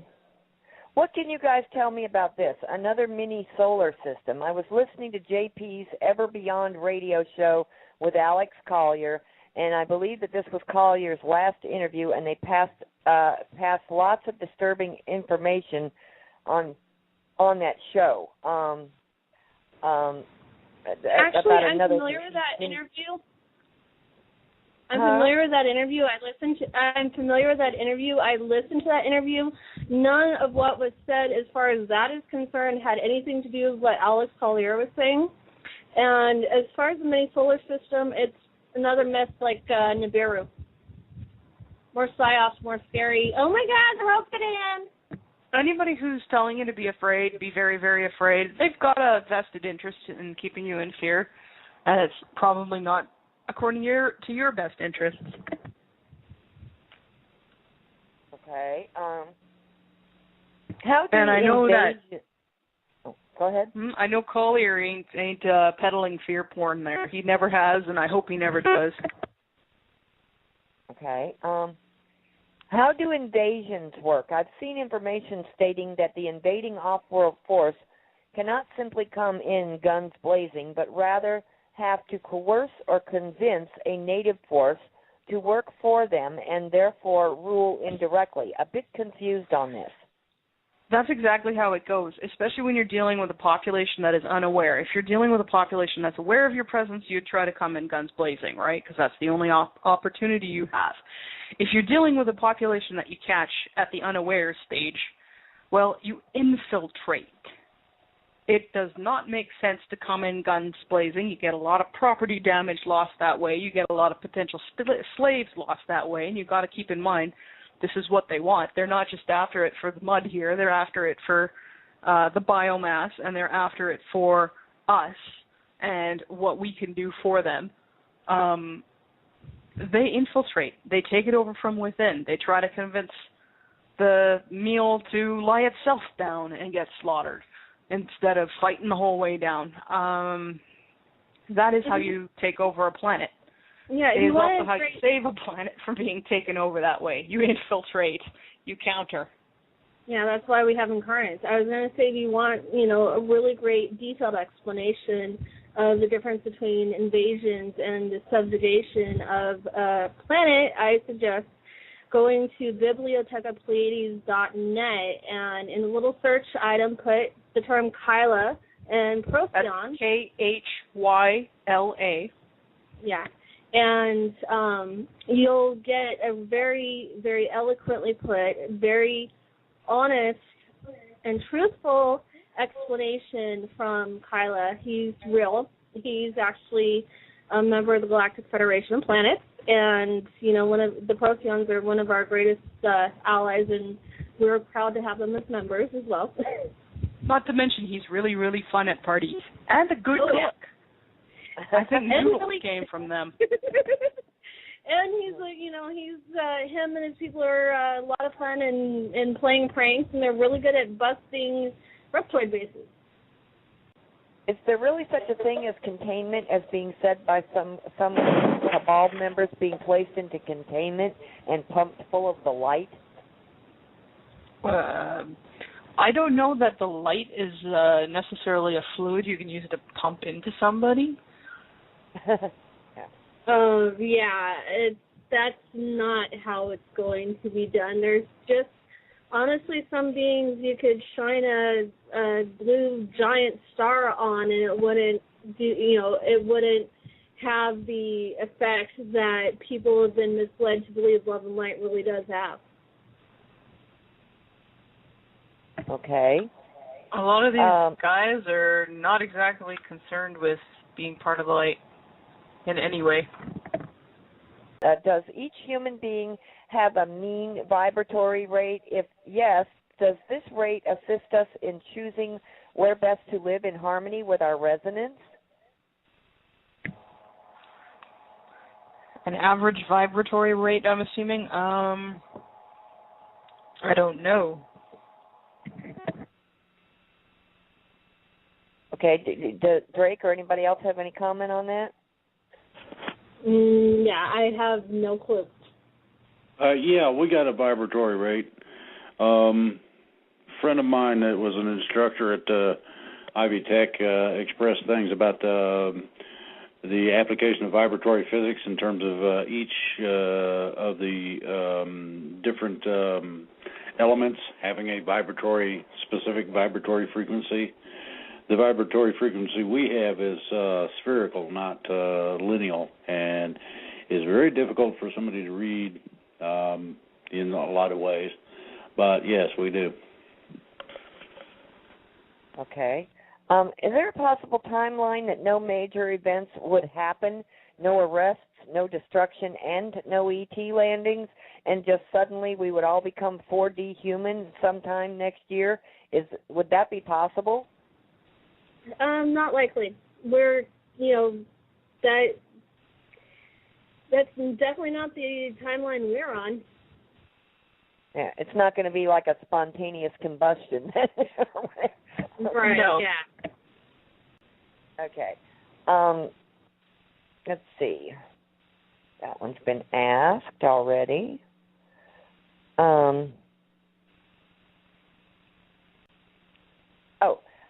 Sunfire, you have a very cute laugh. They love your giggle. Also, both of you ladies are spot on. Thank you for being with us. That's another comment. Well, thank you for listening.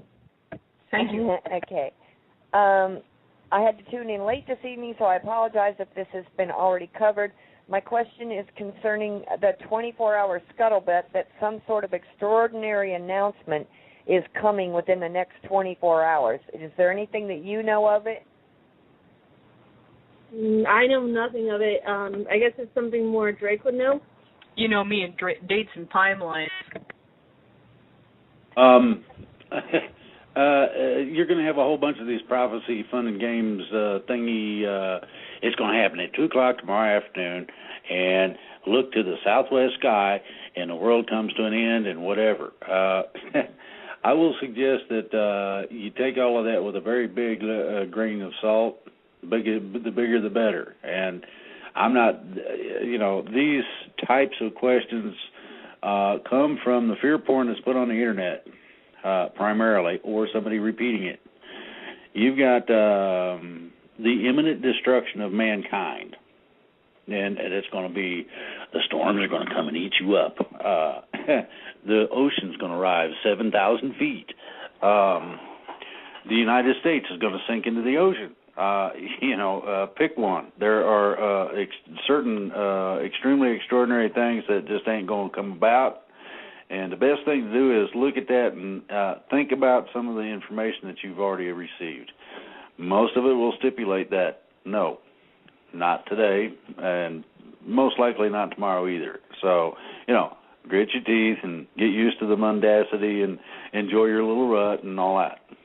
Okay? Okay, a comment from one of our listeners. There are some really strange noises going on the program tonight, nothing like I've ever heard before.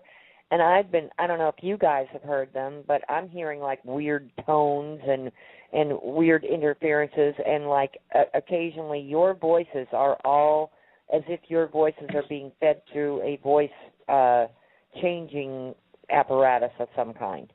I even had to dial in on my home phone so that when you faded out and I couldn't understand what you were saying, I could listen through the phone. Well, get her done. I know Sunfire has a hissy mic, and there was some dishwasher unloading going on here, so I can account for some of the clankies. No, it's not. It's not dishwasher. It's like a weird electronic sounds that I'm hearing. It's like almost like you would hear, on the old movies like, Star Trek, weird electronic kind of noises and stuff. We have a thing called a fan club, and they're busy, guys. Oh yeah. So, I would it's just like the other thing. Take it with a very big grain of salt and go, yeah. Now, we promised you changes. Now you can actually hear some. Now, what is going on is that the cabal, the bad guys specifically, are losing their minds right about now. There are things in motion, things going on, and things happening, not only that they really don't like, but we're breaking their toys, and that really screws up their game.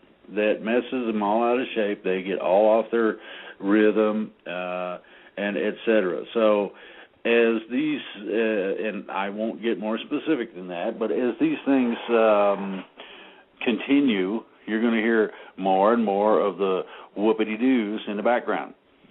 You get used to it. Okay. What can any of you tell us about the White Flame Warriors, and where do they hail from? Don't think I've ever heard of them. Yeah, me either.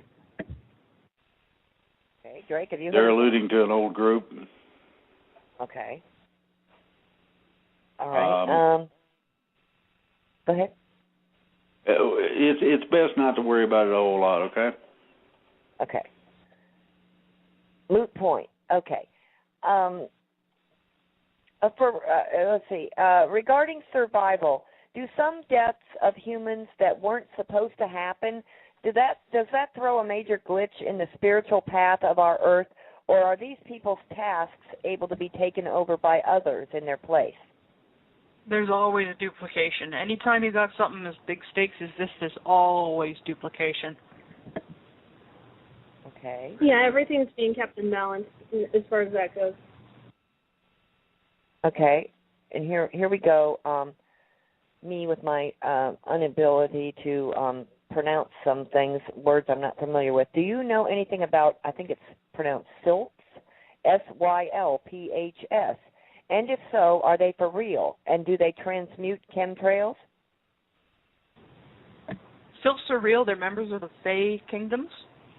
I know some that do work on chemtrails. Okay. The populations of many land animals and marine animals have perished or are in massive decline. The bees and butterflies and other animals that are required to pollinate our plants are definitely in decline. Many plants are being wiped out due to pollution and chemicals and are dying out. Many plants, animals, and insects have perished. Will they be restored? Yeah, they will. A lot of the beneficial stuff that has been whose populations have been damaged or even outright targeted, like in the case of bees, a lot of them will be restored. A lot of bee colonies have already ascended. Bees are definitely present at higher dimensions. I've heard stories of planets where bees are bigger than you and definitely friendly. Right. Will we see? Hope they're not too friendly.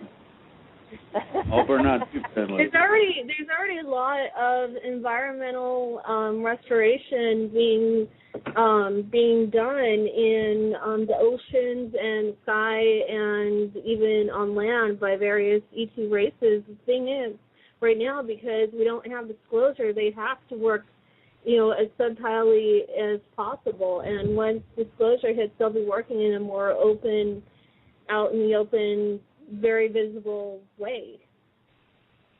Mm-hmm. I need to put out for overtime in the Gulf of Mexico.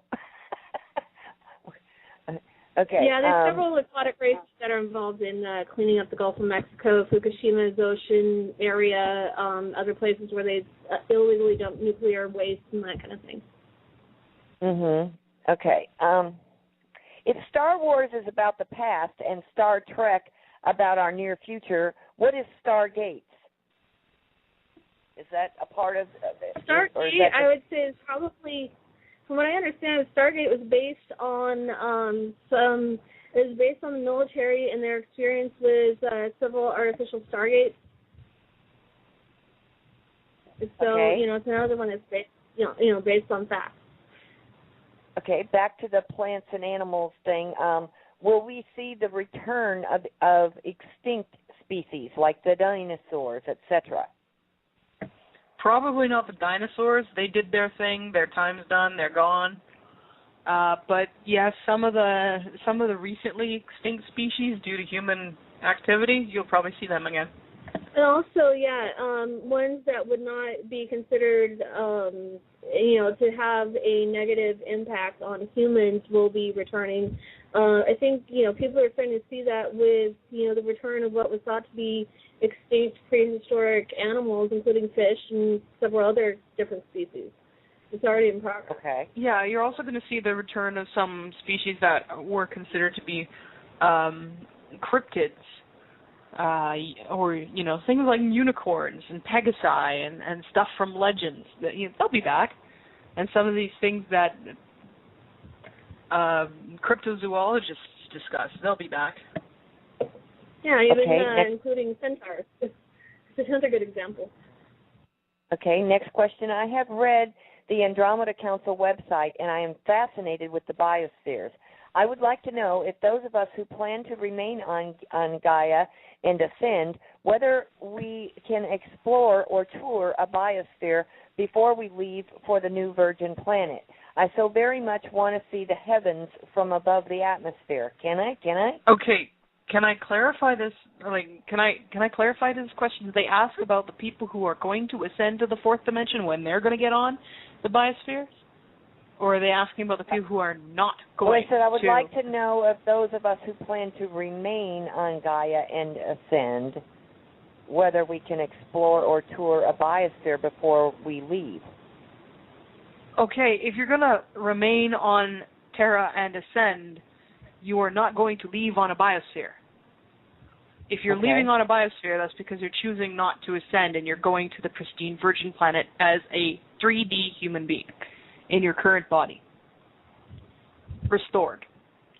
But yes, there will be opportunity for people to go explore the biospheres and check out space, regardless of whether you decide to stick around and ascend or whether you decide to go off.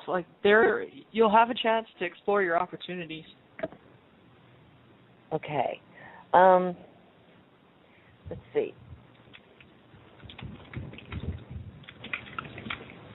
Okay, I've heard this name mentioned before, and I was wondering if any of you have heard of this person or entity, or may even know them. The name is Deathfish Darklight. Can't say I've ever heard that. Yeah, I've never heard of that either. Okay. Sounds like a fictitious name to me. Yeah. Yeah. Fiction exists, but I haven't run into that particular person. I'm afraid I may have to stop listening to your show. For the last month, every time I listen to your show, the right side of my face, jaw, and temple inflames to the point that I'm in so much pain I feel like I want to die. I'm a disabled person, and I've been in a lot of pain for over 7 years now, and I have never felt anything like this pain. 2 weeks ago, I had to take several hydrocodone capsules in order to get the pain to ebb even slightly, and then it was a day before it went away completely. Can anything be done to stop this from happening? Anything you can do would be greatly appreciated. I don't understand it. First of all, it's not us who's doing this to you. We have heard reports of this kind of thing being done to people who are listening to the show. I don't know what this is producing this.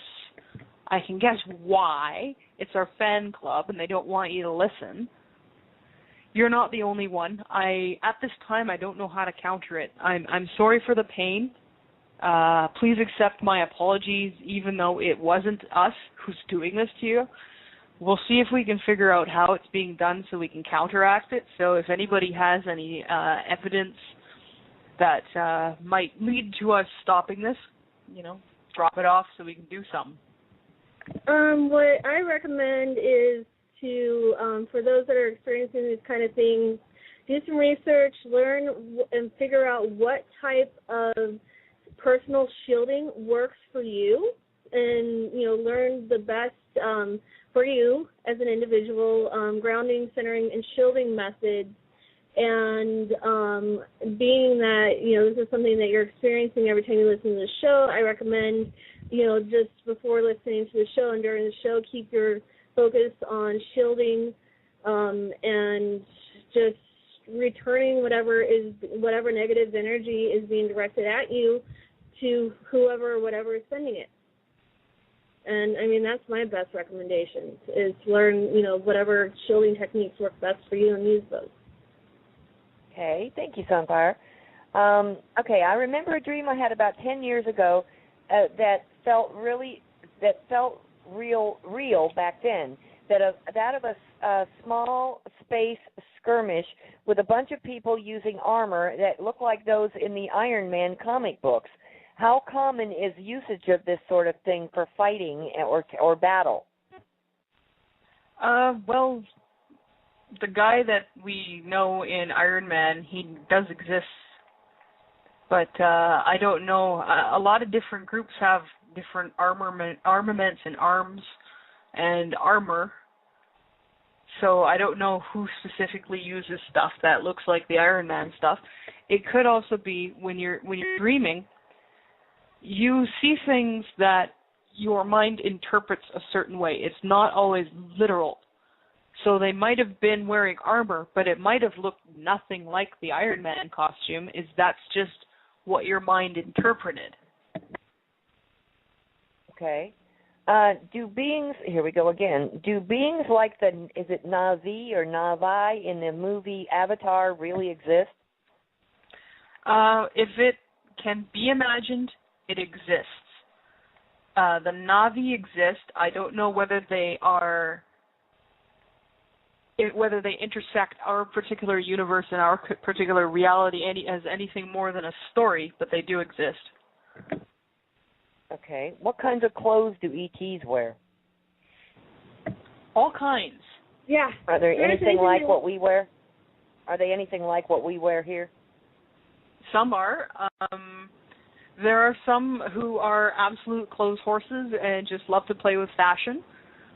A lot of ET fashions emphasize comfort. They don't usually go in for the, horrible torture that most female fashion is, or, the horrible strangling yourself thing that passes for business wear with men down here on Earth. They do like to design, and they do like art and color and texture, and there's all kinds of interesting fabrics and materials that they play around with. My brother likes to make clothes, and so does my fiance, and it's very fortunate because if I didn't have them, I would probably dress in a sack.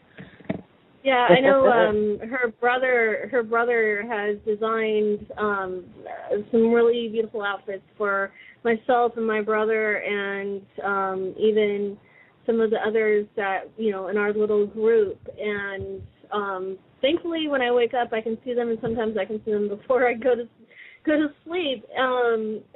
Like, for example, I know this one Chalcedian, he loves a combination of steampunk and futuristic, or what we would consider futuristic. And I mean, their tastes are very broad spectrum. They're not as limited, to what we have and know here. And I mean, it's really interesting to see. And they'll adopt to our own fashions too, like steampunk being an example. A lot of them really like the artistic effects of steampunk, even if the verdict is mostly that in terms of practicality, it isn't. Okay. All right, next question. Thank you, Denise, for your informative radio shows with Drake on the Universal Voice. I listen regularly. It is so important these days that you invite these beautiful ladies from the Galactic Federation of Planets and the Silver Legion. No, I will say it is essential for all listeners. Thank you to Tanaath and Sunfire for being with us. A big thank you again to Drake and his efforts to end our brainwashing and give us information that nowhere else is presented but here. I have two questions, please, for Tanaath and Sunfire. Question number one, is there some truth to the Saturn moon matrix? David Icke had some very interesting things to say about it, and he is speculating that Saturn is transmitting radio signals to the moon, and that the moon is an amplifier for those signals with the purpose to create this matrix on Earth that we are actually in.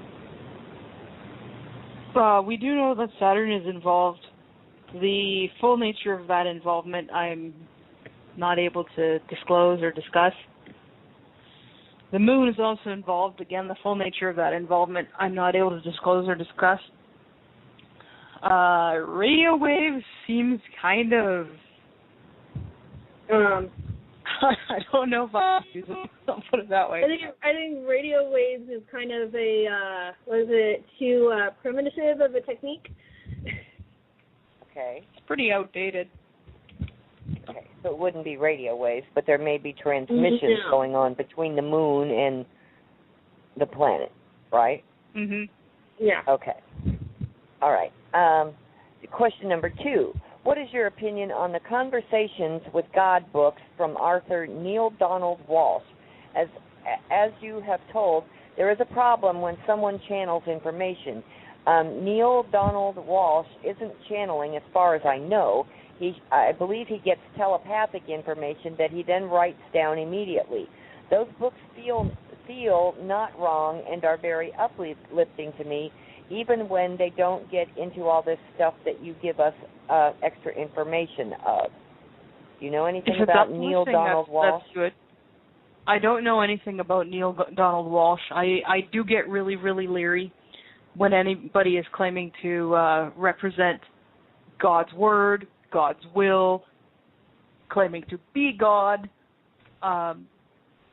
Sources do not personify within their own universe, and sources do not generally do not speak directly under normal conditions. And the reason why this is because the security and confusion. If they personify, it becomes difficult for people to know whether that's really source or whether it's just something faking it. If they personify, they also cease to become, well, source. In order to be source, a source has to be everything within a universe. Once it starts being something in specific, it is no longer everything. There's a conflict there, a paradox, that removes its essential source nature. So sources generally don't do that within their own universe. Okay, so you couldn't Therefore, anybody who's coming to you, a source telepathically. Again, it would be very, very difficult to verify with 100% certainty that you were actually speaking with source. So source generally doesn't do that. Right. Okay, gotcha. Makes sense. But it could be something that is relaying positive information. Is there such a thing as positive channeling of any kind? No. I don't know. We generally don't do it. There might be some who are less negative than others, but in general, if it's channeling, it's a form of possession. It's not exactly. It's hard to discern when you're channeling. It is hard to shut out the message as well. I've heard. I think that's engage in possession. Yeah. So if it's coming from a channel source, it's not positive. I think that is a huge source of confusion in our group, with the people, because I think that the people who are passing along information are claiming that they're receiving the information that they're sharing either telepathically or through channeling. And I don't think that the people that are sharing the information know if they're channeling or if they're actually connecting telepathically. Yeah, and for whatever reason, channeling has become considered a legitimate source of information.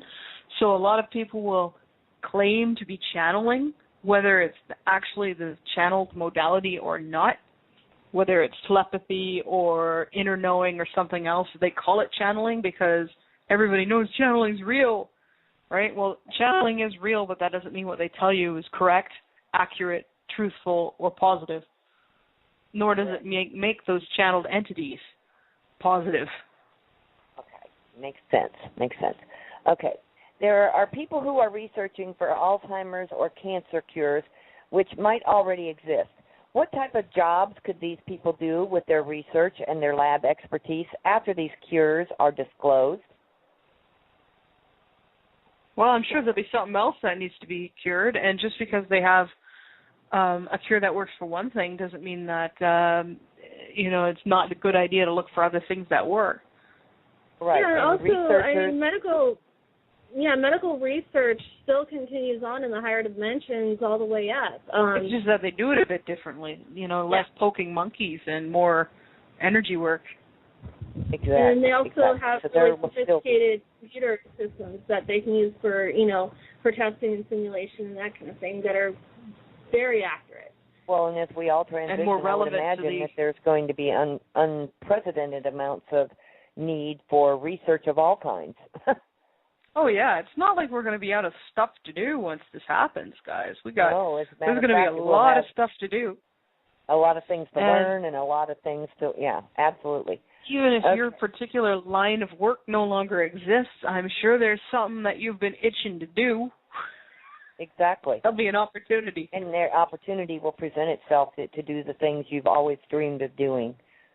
Right. Mm-hmm. Okay. All right. You mentioned your living existing of few material possessions and even going from dwelling to dwelling when traveling and staying at vacant dwellings or sharing on other occasions and making your habitat available as well. Excuse me. Do you have any idea if that is how we will roll in 4D or something similar to now with individual dwellings or combinations of all? I just can't extrapolate that thought here in 3D. You and Sunfire are so very special. Thank you so much. I don't know how people are going to choose to do it here, if they're going to choose to stay in permanent dwellings or not. I plan on, living on my ships again. I guess the ship, it's kind of like a portable house. You got all the amenities of home and all the excitement of traveling between the stars. My living situation hasn't been entirely voluntary, but I haven't sweated it too much because I understand that these things are transient and I'm really not all that concerned with material possessions. I have what I need to survive and even to thrive, though certainly I would like to see great changes on this world that give everybody what they need to survive and thrive. Okay. Sorry from what I understand, they'll be different. There'll be, whatever. There'll be multiple different, options as far as living conditions and stuff for, whatever people want that will suit their specific needs and preferences. Okay. All right. Sorry in advance for the length of this question. It's hard for me to put into context. How do you visualize 4D and our domestic companions? If we have the ability to converse telepathically, will our relationships differ? For instance, will my dogs say, hey, I think I'm going to hit the road, or my parrot tell me we're out of here, or will we be closer in relationship? Are pets, and by the way, I hate the word pet, even an issue in 4D? Or will our 4D, again, be an experiment with no benchmark for the human/companion relationship scenario? We do have animal companions in the higher dimensions. In a lot of cases, I don't think your dog or your parrot or your cat or your pet anything is going to hit the road unless you're abusive. Most of the time, our animal companions love us, especially if we love them. Mm-hmm. The relationships deepen. There's a lot more communication. I know cats in particular often volunteer to be spirit guardians.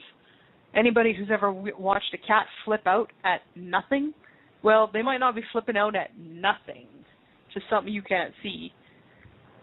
But yeah, animals remain part of our day-to-day life, and we don't consider them pets either. We consider them companions.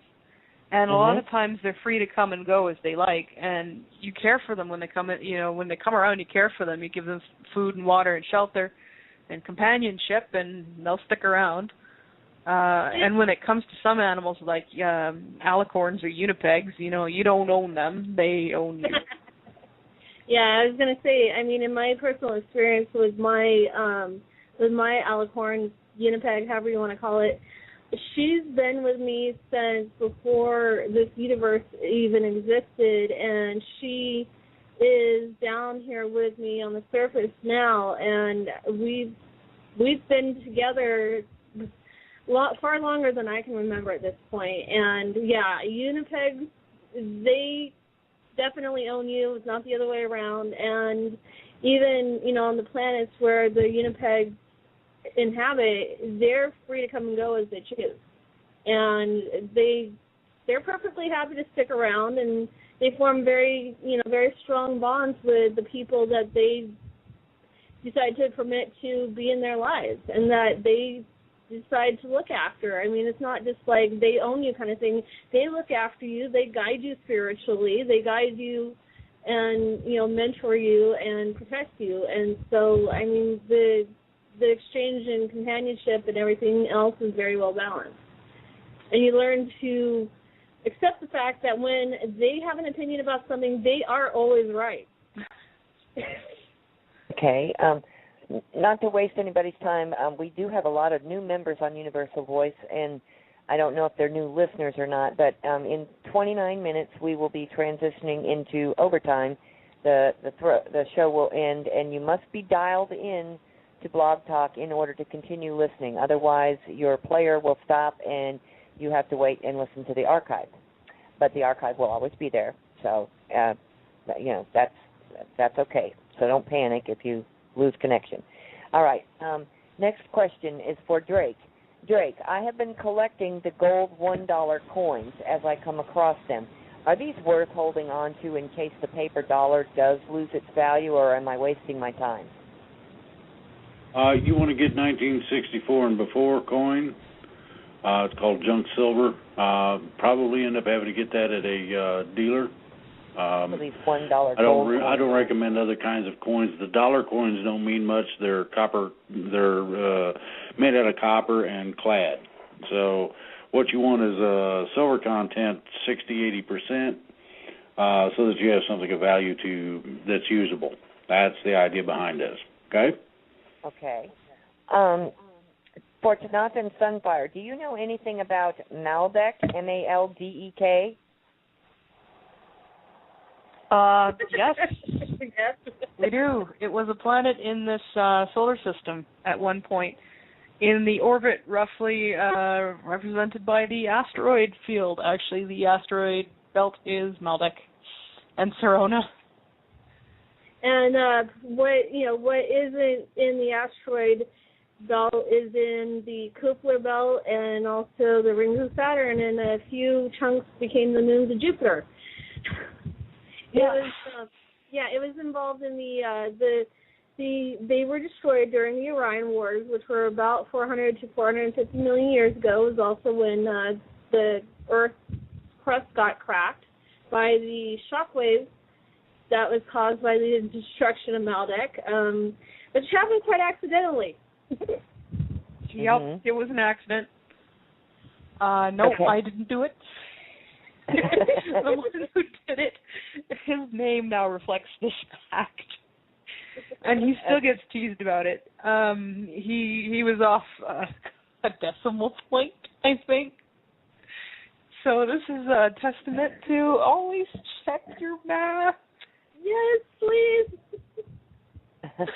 Anyhow, Maldek was not exactly a great planet, and we have seen from observing other timelines in which Maldek persisted that it might actually have been beneficial to get rid of it. But at the same time, that was one of those, colossal oops that goes down in this galaxy's history. Okay. A really, really positive oops. Okay. Unfortunately, Serona also took the hit since it was in the same orbit as Maldek, just at a different. They were equidistant.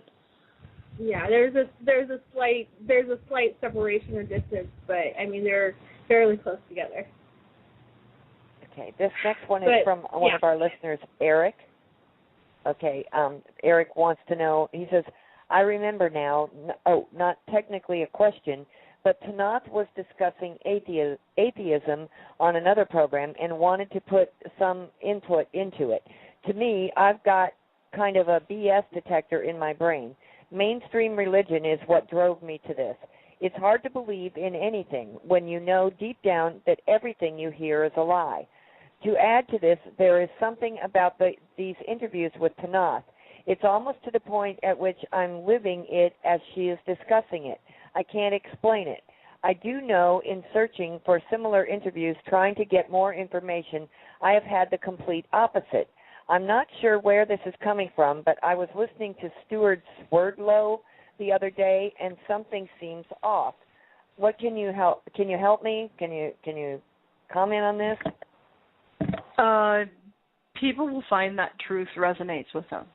Now, my truth is resonating, I guess, with this person particularly strongly.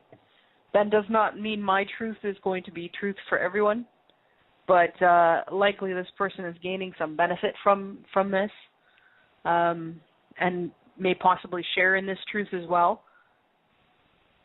Okay. I can't guarantee that everybody else is going to. You know, it's a your mileage may vary situation very much. I'm glad that it's resonating with someone. That's good to know. I think you resonate with a lot of people to know. That's good. You know, I'm not here to try to spread a lot of BS. I'm not here to feed the fear porn. I'm not here to shove my belief system down anybody's faces or throats. I'm here to represent what I know and what I feel to be true, which may not be true for everyone else, but it is for me. Mhm. Absolutely. And same for Sunfire and, of course, Drake. You know, and for that we are very thankful. And I think that my truth is one that's very friendly and very inclusive.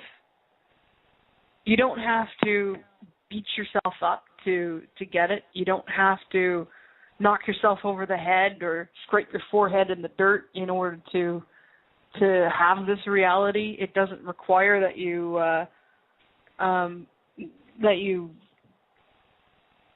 give up anything that makes your life beautiful in order to do this.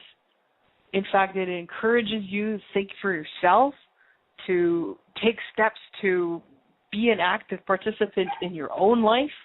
It does not encourage passivity. It encourages activity and awareness and seeking as opposed to being fed shit, pardon my language. It doesn't require that you follow somebody else's word in order to survive or even just have a decent life. I think anything that does is inherently unfriendly and anti-human at its base. If somebody's telling you to follow orders, they don't necessarily have your best interests in mind. They have their own, and that might not be the same thing at all. Okay. Thank you. This next question is for you, Drake, and it's not necessarily pertinent to tonight's show. When will you be releasing the next part of your book? I'm working hard on the first part, and I would appreciate having the other part to study along with.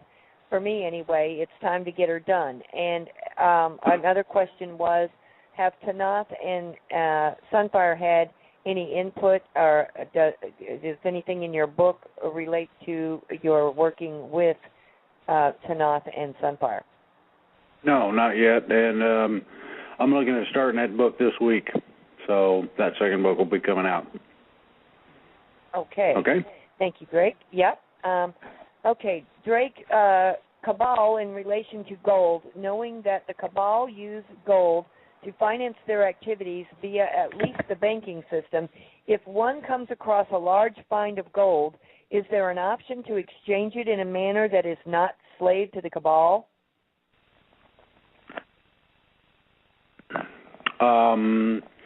That's going to be interesting. If you come across something that is a large cache of that, contact me and we'll find out where it came from and things of this nature, and we can make a better informed decision on that. Okay? Okay.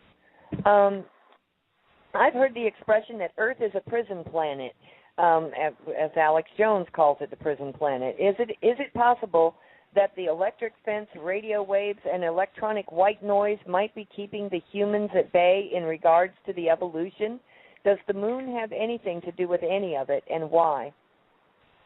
Yes, and yes, As for why, there are a lot of different things that have been used to keep humans trapped on this planet and human consciousness down. The moon was the basis for a lot of this. The moon is an artificial satellite. It was brought here by the reptoids. It has been used for a base, to house equipment, to cause various problems for us, including, as I've spoken before, about the soul traps and the reincarnation traps. Some of that was based on the moon. There are other things, some of which I'm not at liberty to discuss at this time. But yes, the moon is a problem. We're working on making it less so. Okay, this is for you, Tanaath. You explained in another interview how to set up a shield, both personal and environmental. I have to tell you that in almost 25 years, you are the first and only one who has ever explained step-by-step how to do it. You gave me goosebumps. That's odd, because I had step-by-step instruction when I was learning. I also received instruction from certain works of fiction which involved these principles, and I found them to be real when I tried them and said, hey, this works. Actually, there's one fiction author, fantasy author in particular, who has some really, really good stuff. Mercedes Lackey, if you read some of her Herald stuff, now there is a lady who knows what she's doing. Now, I won't say that, all of it is. Some of it's a fictional universe, well, to us, but a lot of that stuff is actually pretty good material. But, there are ways to find instruction in this. I'm not the only one who's giving out instruction. Check the hidden paths on the internet, try forums, try small communities, but it's very much caveat emptor. Be careful with anything you do before you try an exercise, especially if it involves geometric figures or shapes.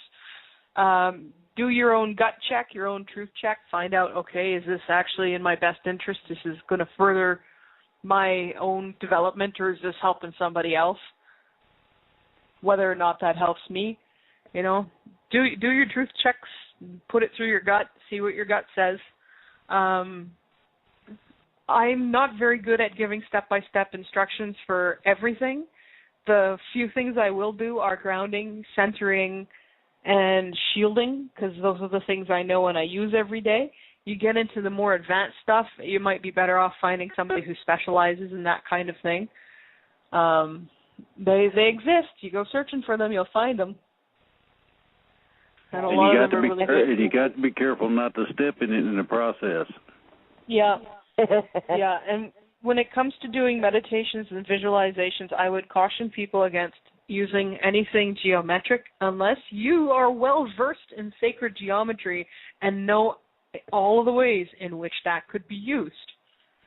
So if you're going around making yourself a Merkaba, make sure you fully understand what that can be used in all of its ways, because it may not be as beneficial to you as you've been led to believe.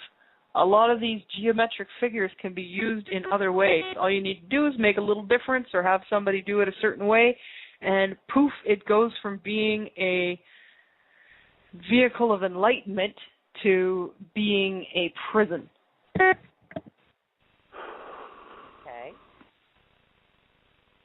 Wow. Okay. Next question. You guys said to ask any beings that we might encounter 3 times, are you of the light? Are there any tips on what to do if they say no? And how do we defend ourselves? Punch them in the face. Send them away. Tell them, I will not interact with you. Leave. Don't interact with me. I do not give you permission to interact with me.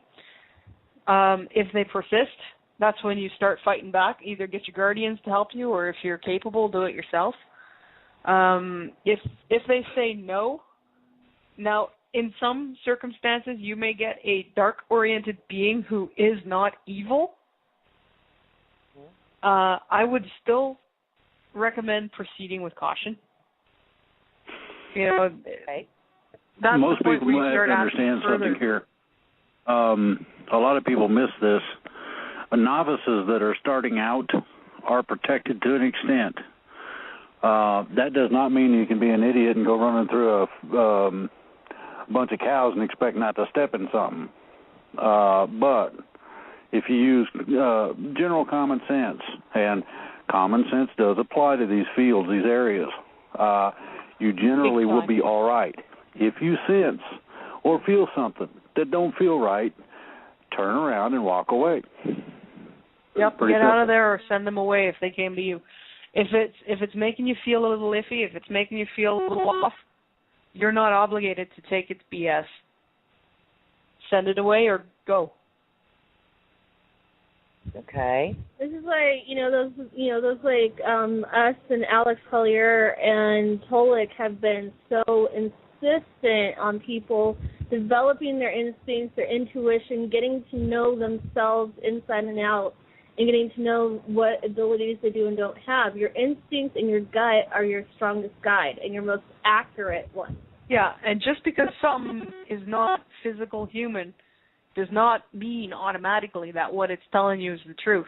And a lot of these things will use little things that you're thinking, oh, nobody could know that. If they know that, well, they must be telling the truth. No. Information travels.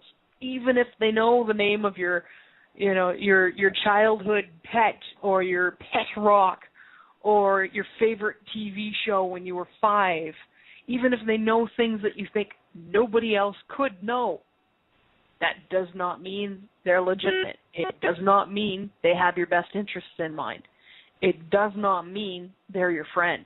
Exercise caution. A lot of things will use that kind of parlor trick. They'll call you by name. They'll tell you things about yourself that you think, oh, man, nobody knows that but me. And they'll do that as a method to gain your trust.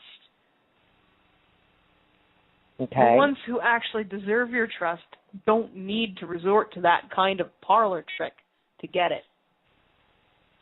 Last show, you guys spoke of the subversion of Procyon by negative forces. Just curious, but weren't fourth dimensionals able to know people's intentions and when they are lying? If so, did the negative forces mask their intentions somehow? Yes, they did mask their intentions somehow. This is discussed to great detail in the Bibliotheca Pleiades site that Sunfire mentioned. Again, you're going to want to look for Kyla, Khyla. Look for his story. He's from Procyon, and he's one of the ones who watched this happening, got out alive, lived to tell the tale, and was part of the resistance that freed Procyon less than 20 years ago. Okay, that was Kyla, Khyla.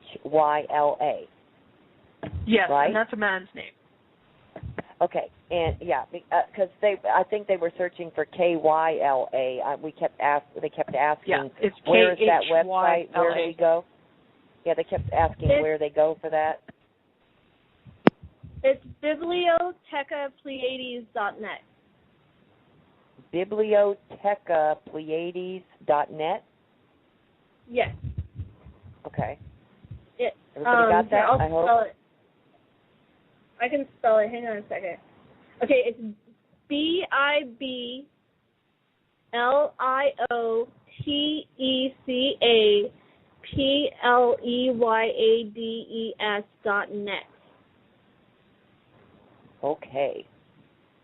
And you just go to the little tab, which will be your, where you can, that says search, and you click on that, and then put in the little search box, Kyla, and the word Procyon, and it'll come up. Okay. And again, Kyla is Khyla, right? Yes. Yep. Okay. That's one thing I've noticed about the Procyon names is they often have an H in there somewhere. Okay. That's indicative of Procyon. Okay. Please, Tanaath, your take on a dream, a very lucid and colorful dream. A bunch of people were in an apartment looking and watching a rural road directly aligned with the home, and everyone was expecting something, and the word was not to get out, or fear of the unknown. Can you elucidate on why I might be dreaming this? No, it's hard for me to interpret dreams, even lucid ones. When it comes to dreams, I don't think, there might be, some people believe that there's universal symbolism in dreams. I think that there's a combination of some universal symbolism and there's a combination of highly personal symbolism. And when it comes to your own dreams, the best interpreter is yourself.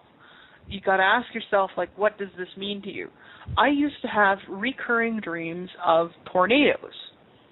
Now, I live in a place where tornadoes occur quite frequently, and I have seen them with my own eyes. And I used to have these dreams of tornadoes that would just come from out of nowhere and swoop down and pwn the environment, and I'd be trying to find shelter. Once I realized that these were metaphors for stress and change and feeling out of control in my life, I stopped having those dreams. So as soon as I picked up on what the symbolism represented to me, I stopped having those dreams. I've had other dreams like this where, I've had some symbolism that keeps recurring to me, and then as soon as I figure out the symbolism, I stop having the dreams. This is why I'm saying it's really up to you. Tornadoes to somebody else might mean something else. I've dreamed of fish. Fish, I found out, means information to me, to my subconsciousness. So when I'm dreaming of fishing, I'm dreaming of finding information. Right. Think about what these symbols mean to you. Right. One of these days, Tanaath, not on the listener's time, I'm going to have to ask you about a recurring dream I've had since I was a very wee little girl. Okay. I still dream of the farm I grew up on. It's interesting. Yeah. Okay. Please ask these questions for the 50-plus years old hugging guy from Canada. I have a very young heart. I know you don't want to give times, but at least approximate, if you might. Are we going to 4D in the next year or so? I know this is not for sure. Drake has mentioned that there is a galactic clock and that this change from 3 to 4D is going to happen soon. Is it soon? How soon is soon? Is it half a year, 2 years, or more? Just a ballpark. I'd give it within the next year or two, though I couldn't give a firm date. These things are estimates, at least as far as I'm concerned. Okay. You gotta understand. Because it's January 14th, 2014, and if that turns out to be right, I'll be thrilled. One thing you gotta understand is this is a cosmic event. We cannot predict cosmic events, not even the best precogs and time seers and time travelers and everything else in the universe. But nailing it down to a 3D time frame is a lot harder, especially when you're dealing with people who are operating from timeless consciousnesses. Predicting times becomes even harder. Okay. The next question is, are the Liberation extra and terrestrial forces going to remove the Cabal before the switch from 3D to 4D? It is very clear to me that if they are not removed, the TV will still be controlled by them, and therefore the people will have no chance to make an informed decision, since most of the population, at least probably 99%, will never believe anything about this from the Internet sources if it is not official. The television is programming that all people information from the Internet is not valid. This is a question also for the Andromeda Council and the Galactic Federation of Planets. A lot of that is the responsibility of the Terrans, especially the militia and the military. People have got to understand the ETs are not gods, they're not saviors, and they're not going to do everything for the population. We are here to help. We're not here to do it for you. Right. Okay. Yeah, there is some onus on Terrans themselves to do some work here. And don't think just because the mainstream media keeps flabbing out its idiot message that everybody is blind. I think you will find that you will be pleasantly surprised that the number of people who are at least aware that something ain't right is very, very large indeed. A lot of mainstream polls show that about at least, I would say, 80% on average of Americans, and probably a similar percentage, do believe in UFOs and aliens. Okay. What is the best organization to join after the transformation? For an individual like me who dreams of space exploration, and I'm a great fan of Star Trek, I like logical diagrams and computer programming applied in engineering. Does the Silver Legion need also technical guys that will not necessarily fight in battles? I also have a very big attraction to the Federation due to the Star Trek influence. Yeah, we do need engineers, and as for the best, well, that would be up to you, because there's a lot of potential good fits there among the Galactic Federation of Planets, among Silver Legion, among the Andromeda Council, among various groups that are involved. You're going to have ample opportunity to get out there and explore and have fun and be engineering. We do have an engineering corps in the Silver Legion. It's headed by a person who is considered fictitious and who we have spoken of previously. Okay. When he came to us, he came to us from his universe, he basically stepped out of the portal at the Silver Legion headquarters, spotted our attempts at making scout craft, and said, "Spaceships? Nobody told me there'd be spaceships." And we haven't been able to keep him away. So his personal scout craft is called the Highball. My brother, aside from being a physicist, he also is into engineering and building things, and there's been times we've literally had to take crowbars between the two of them to get them away from their fun that they've been having to, sleep, eat, rest, do something else. And he has never, ever, ever heard of freezing the design either. The Highball goes through constant changes. I know a lot of people who won't set foot on that thing. Okay. Question for Sunfire. On what is the planet or star system in our galaxy with the very beautiful women? Since I am looking for a lot of hugs, even if I admire the Andrones because they kick reptilian asses, I'm not inclined to go there. Actually, there are a lot of different planets that have a lot of very beautiful people, and majority of them really do like hugs. I haven't yet, especially among the positives, found one that doesn't. And as far as beauty, I very much hold on to the saying that beauty is in the eye of the beholder. What one person or individual sentient being considers beautiful may not be considered beautiful to another. And so, variety is the spice of life, and infinite combinations, infinite diversity. Jump on it. And you might not find somebody physically appealing and still be able to adore them as a being. We recently ran across a positive species of methane breathers.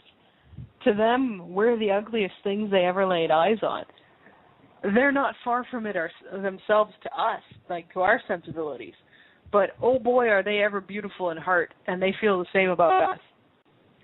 Okay, next question is all imagination information from God as a message to us? I have a very active imagination. What's the difference between getting insight and getting delusions? Well, first I want to say that, it would be hard to say as far as the person did not define what they consider God. When it comes to inspiration, it's usually coming from your higher self. And delusion is a term that was invented by the reptoids to try to suppress the imagination and creative aspects of the individual being. I suggest reading a book called The Enlightenment. It can be found on the Unicus magazine website. You just go to the article, click on the link for articles, and there's one called The Enlightenment. It's a PDF. Read it. You'll get your answer. Yep. I highly recommend the book. And as for imagination and delusion, I would say that there are, anything you can imagine is real. It exists somewhere. Not all of it exists close, and not all of it intersects with our current reality. As to how to tell, I think you'd have to use your discernment. I literally ask my gut, my solar plexus chakra. It usually keeps me steered pretty good. Okay. What can you tell us about Glenn Beck's, this is for Drake, about Glenn Beck's recent announcement that the next 10 days are going to be history-making, and he's going to be making an announcement within the next 24 hours. Okay, so this 24-hour thing was from Glenn Beck. Yeah, how about that? He managed to cause more fun and games with his righteous BS. What can I tell you? Well, depends on whether you want reality. If you want reality, I don't suggest listening to Glenn Beck because I haven't heard a definitive answer from the man yet. And I've followed him off and on for quite a while. I've listened to Rush Limbaugh. Prison Planet, come on. It just goes on and it doesn't stop. There seems to be no limit to the capability of people to get caught in a whole lot of horse hockey and find themselves drowning in it if they continue to partake. So I don't suggest all that. What do I think of it? Horse hockey. Next. Okay. This next question is rather interesting. I was recently at a spiritual center where a guest minister/healer was doing her thing. She began to clap her hands, etc., and supposedly cut cords of negative entities she described as attached to individuals. I literally got ill in the same room with the supposed healer and excused myself. It appeared quite an abusive display to certain individuals that she singled out. I want to talk about this one. Was she actually the negative entity or the nasty ET? I want to talk about this one. I've heard anecdotes from a friend of mine who, went to something like this and experienced something very similar. Now, the friend that I've known this friend for a long, long time. This person is nothing if not loving and caring and giving and positive and full of light. But she was having these violent symptoms, physical symptoms, which were interpreted at the retreat as evidence of healing or that she'd had bad stuff coming out. And when she first described this to me, I thought, oh my God, this is abusive. No, that person did not get anything out of a person. She imposed it upon them. That's what happened. The person doing this is actually the negative entity, right? Yeah, that's the one that's doing it. It's not, it's not that the person who's suffering the symptoms is a bad person or anything like that. It's the person who's suggesting it and causing it and using, for lack of a better term, magic or emotional suggestion or, power with emotional backing and suggestive backing to produce that symptom. I don't know whether the person is a negative ET or something else, but the person who's doing that is definitely abusive. And this, the reaction is being held as proof that it's working. No, the reaction is imposed upon you. And I knew this was a problem when my friend described it to me, because there is no way in heck that my friend was as filthy and riddled with evil as those symptoms were made to suggest. There was no evil to be excised out of your friend. No. Yeah. Okay. It makes perfect sense. They have these large gatherings and stuff like that as brainwashing attempts and things like that. They really do. And people have to be very careful about who and what you expose yourself to. Yes, and you do. You have to be careful, because just because it's real doesn't mean it's right. Yes, Exactly. these symptoms are real. Yes, there was a real reaction. That doesn't mean that the explanation they give you for why it was real is accurate. Okay. How do you think we will see crop circles develop in the Monsanto GMO crop fields, and will it be announced in the mainstream media? I'm sure looking forward to this, as many are, I'm sure. I guess we'll have to wait and see. I've never known the mainstream media to do much announcing on crop circles, but there's a lot of, off the beaten track sites where they do. Yeah, we don't know what specific crop circles the ETs are going to be doing and whether they'll be announced in the mainstream media or not. But I was told personally by some of the ETs we communicate with that they have every intention of having some real fun with those.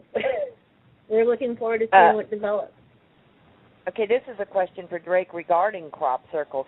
Is there a legitimate or good place that we could research crop circles, and where, what we know to be the signature of certain crop circles, like are they from certain groups of ETs? Are they calling cards left by different ET groups? Yes. This is. Is there a place that you can? Okay, here's basically what happened with crop circles. About 10 years ago, give or take, you started getting crop circles that were not crop circles. And anybody who knows what a crop circle is knows the difference. The main gist of the problem was that when the bad guys discovered what exactly was going on, they decided to adjust what they were doing to better fit the fun and games. They wanted to join in. So the process of their joining in put out a whole bunch of bogus crop circles. Unless you know and have studied signet, that is a signet-type ring. It deals directly with geometry, geometric value, and sacred geometry, as well as present-day geometry. It also goes into just about every science known to man.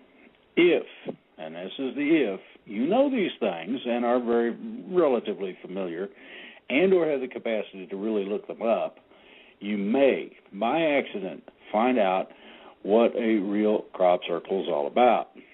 The other problem is that regular everyday people decided to go drink a quart of Who Hit John and go out and play in the crop fields. That did not help things. Now, a lot of that showed up to be what it was. It's obviously a hoax. It was obviously not done correctly. And there are certain things that everybody can look at to tell whether or not it's a real crop circle or not. The sciences, and this is another problem, are now well known to just about everybody that has any interest. So you also got the minor problem of the fact that because these people know who play technical games and act like, we're ET, or whatever, because they have the same technical capabilities as the people who are actually putting down, writing, formulating the true crop circles, now you got a bunch of bogus stuff. And it has steadily increased up to a point where people started discounting crop circles in general. In some cases, there are ways, so long as you know what's going on, to be able to tell the difference. And most people, I can look at one and generally tell yes or no. It's real quick. There are messages in these things. Some of them are hilarious messages. Some of them, although such as close your mouth, you're attracting flies. Yeah, well, when really? when you that's what I've seen in there at Universal Symbol Language. I've seen even, what was it, we come in pieces, please bring Allen wrench, and then another one was pull lever, receive bacon. I like cheese, showed up a couple times. This is where the fun begins. Some of these things are not as innocent as they might seem. Now, people have been warned tonight that there are things that go bump in the night that are not nice. You really need to take that to heart and pay attention, and here's why. When the configuration is of a certain manner, done in the correct procedures, and you even look at it, some of these things are designed in such a manner that they can actually cause problems for you on a strictly mental basis. People talk about mind control. You want to understand it, experience it once. But be with someone who understands what you're doing, exactly what's going on, and can take care of the problem. Do not play with these things. If you go into magic and theory and practice, and this involves envisionment, this involves your capability to cause things to come to fruition or manifest, as it were, if somebody does that and does not do it correctly, you will be led down a nice little primrose path, and when you get to the end of it, there's no place to go. And in terms of mental capacity and capability, it's a real good idea not to play with things that can eat you up, and I don't necessarily mean that in the manner that your food, although that can be. You need to be very careful not to get involved with the things that can be totally and permanently, not just disabling, but damaging. In other words, an individual who gets their cranium, their brains, overloaded, and it can be sensory or otherwise, can have a tendency to start burning out the connections. A lot of people experienced that back in the hippie days of the 60s. Too much LSD did things to your head, and you never was right again. If that's the kind of experience you really want, do what you want. I'm going to tell you no, but you need to be very, very careful about crop circles. First of all, to find something genuine. And secondly, some of them do contain information well beyond what most people can glean from it, because they're not familiar with the geometries, they're not familiar with the present sciences, they're not familiar with the advanced sciences, theoretical mathematics, and a whole bunch of stuff. When you place something on the planet, if you do so in a certain manner, it has physical results. It can be a toothpick, it can be a 2x4, a piece of steel, doesn't matter. Depends on whether or not you know what you're doing with it. When you do, the whole world changes. Then you know what not to step in. And believe me, nobody wants to step in that stuff. So the process of crop circles, many of them are genuine. Many of them also are perpetrated by people in the cabal who do have similar, and in some cases the same technologies or technological capabilities as a lot of the ETs. Most of this has been taken care of. By that I mean their cute little flying saucers are having dead batteries. It's out of gas. The tire's flat. You name it. Inconveniences, but it keeps them out of the air, keeps them from screwing with people. They cannot play the games of putting a crop circle out that says the world's coming to an end and is relatively done correctly. They don't have that capability right now.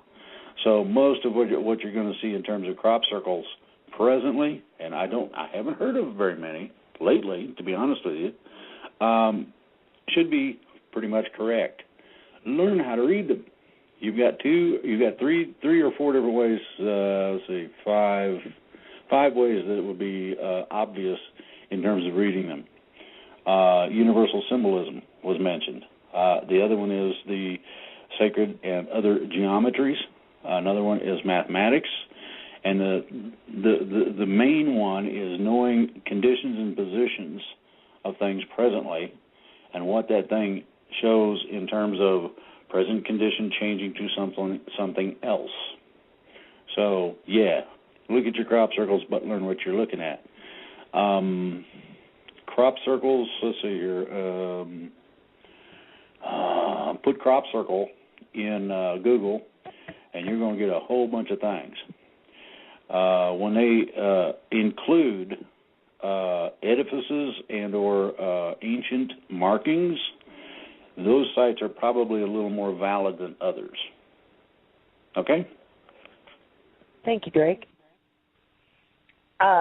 Okay, we've still got like 9 pages of questions. I'm going to try to rapid fire you as many as I can, everybody. I can't believe the questions are great questions. I just can't believe the number of questions that are flying in. In fact, I've asked them to hold off asking more questions right now and see if we don't answer what they're asking. Okay. All right. What are the EMVs, or electromagnetic vehicles, that are spoken of in the book The Ringmakers of Saturn by Dr. Norman Berggren and spoken about by James Horak that are evident in the rings of Saturn and around the Sun? They're not EMVs. That's one source that just drives me up the wall. There's various ET groups that are involved in, the planet Saturn, involved in things around the Sun, etc. None of them had anything to do with making the rings around Saturn.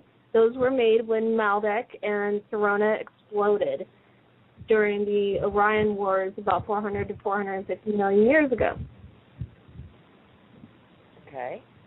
I always thought that the blue people in the movie Avatar were portraying the blue people in Indian texts. If not, who are the Indian blue people, or is Avatar anywhere close to reality?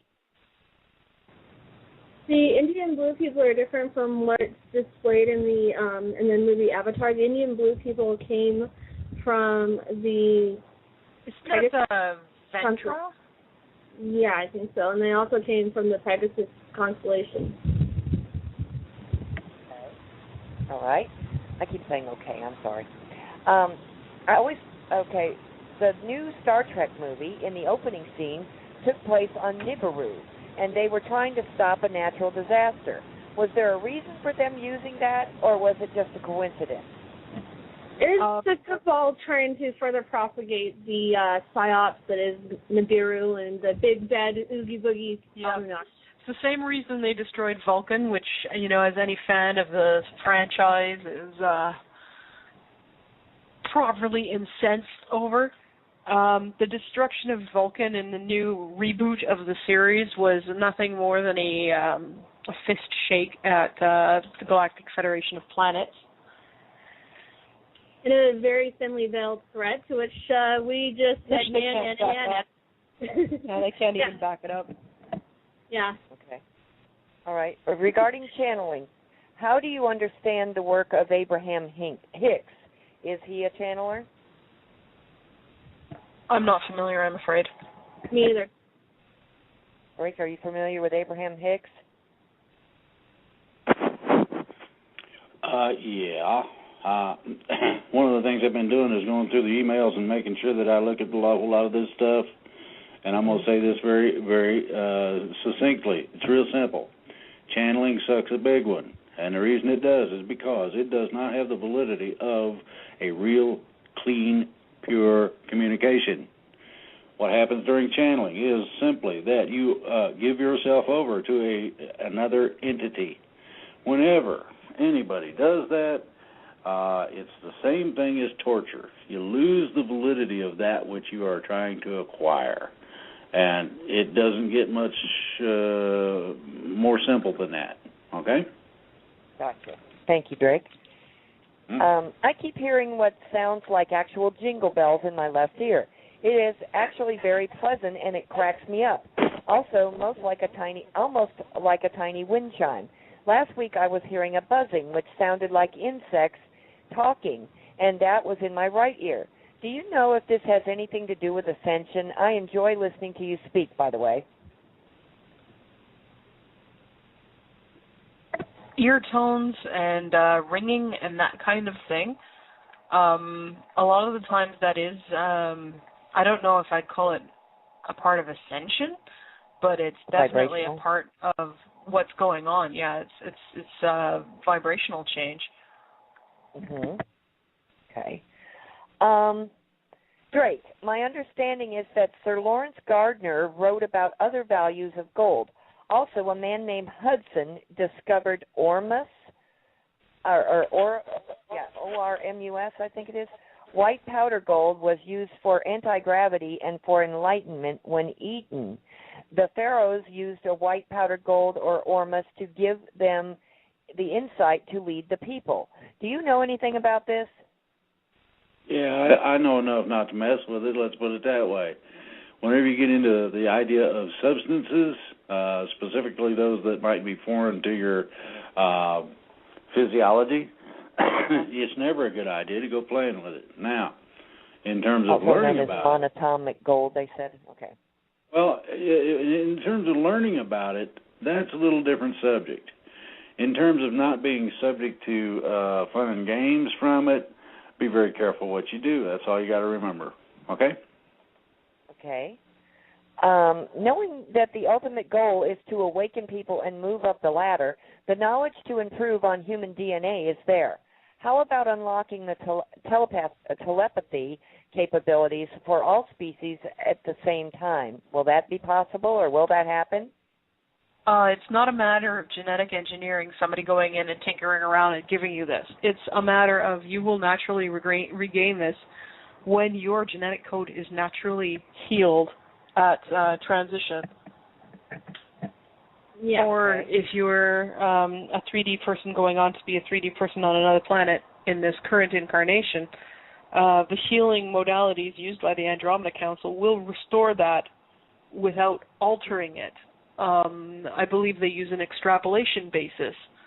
So, no, it's not somebody running around willy-nilly handing out powers. It's what you already should have and should have naturally getting restored to you. And it's not something that can just be, like released. We can't just release with, broadcasters or something, of that ilk to, an energy field to the entire planet and automatically everybody gets telepathy. It doesn't work like that. Okay. I'm going to ask in advance. I didn't even ask you if you ladies were available to stay a little bit of overtime, and I apologize. That was rude. Of course, yeah. But I also, based on the fact that we still have 9 pages of questions that we have not covered, I wanted to ask if it would be possible once again to tentatively schedule for next Wednesday to have you rejoin us yet once again, because I it just suspect seems we're going to that have to make this a regular feature. Either of you. I think that's what, probably would be the best thing to do is just start making this a regular feature on Wednesdays. I may have some days when I'm delayed, but should be able to make it to most. Okay, thank you very much, ladies. I really, really appreciate that. And Drake, I hope that's okay by you. I know you were enjoying your Wednesday off. Okay. Let's see. Ladies, what can we do to strengthen our intuitive abilities before we even ascend to 4D? Where can one concentrate on? My best suggestion is start using them, because you got to think about your abilities like muscles. The more you use them, the stronger they're going to get. Stop doubting yourself too. The biggest barrier that people have to using their own abilities is their own sense of doubt. And the whole, is this real? Is this real? Start from the proposition that it is real and go from there.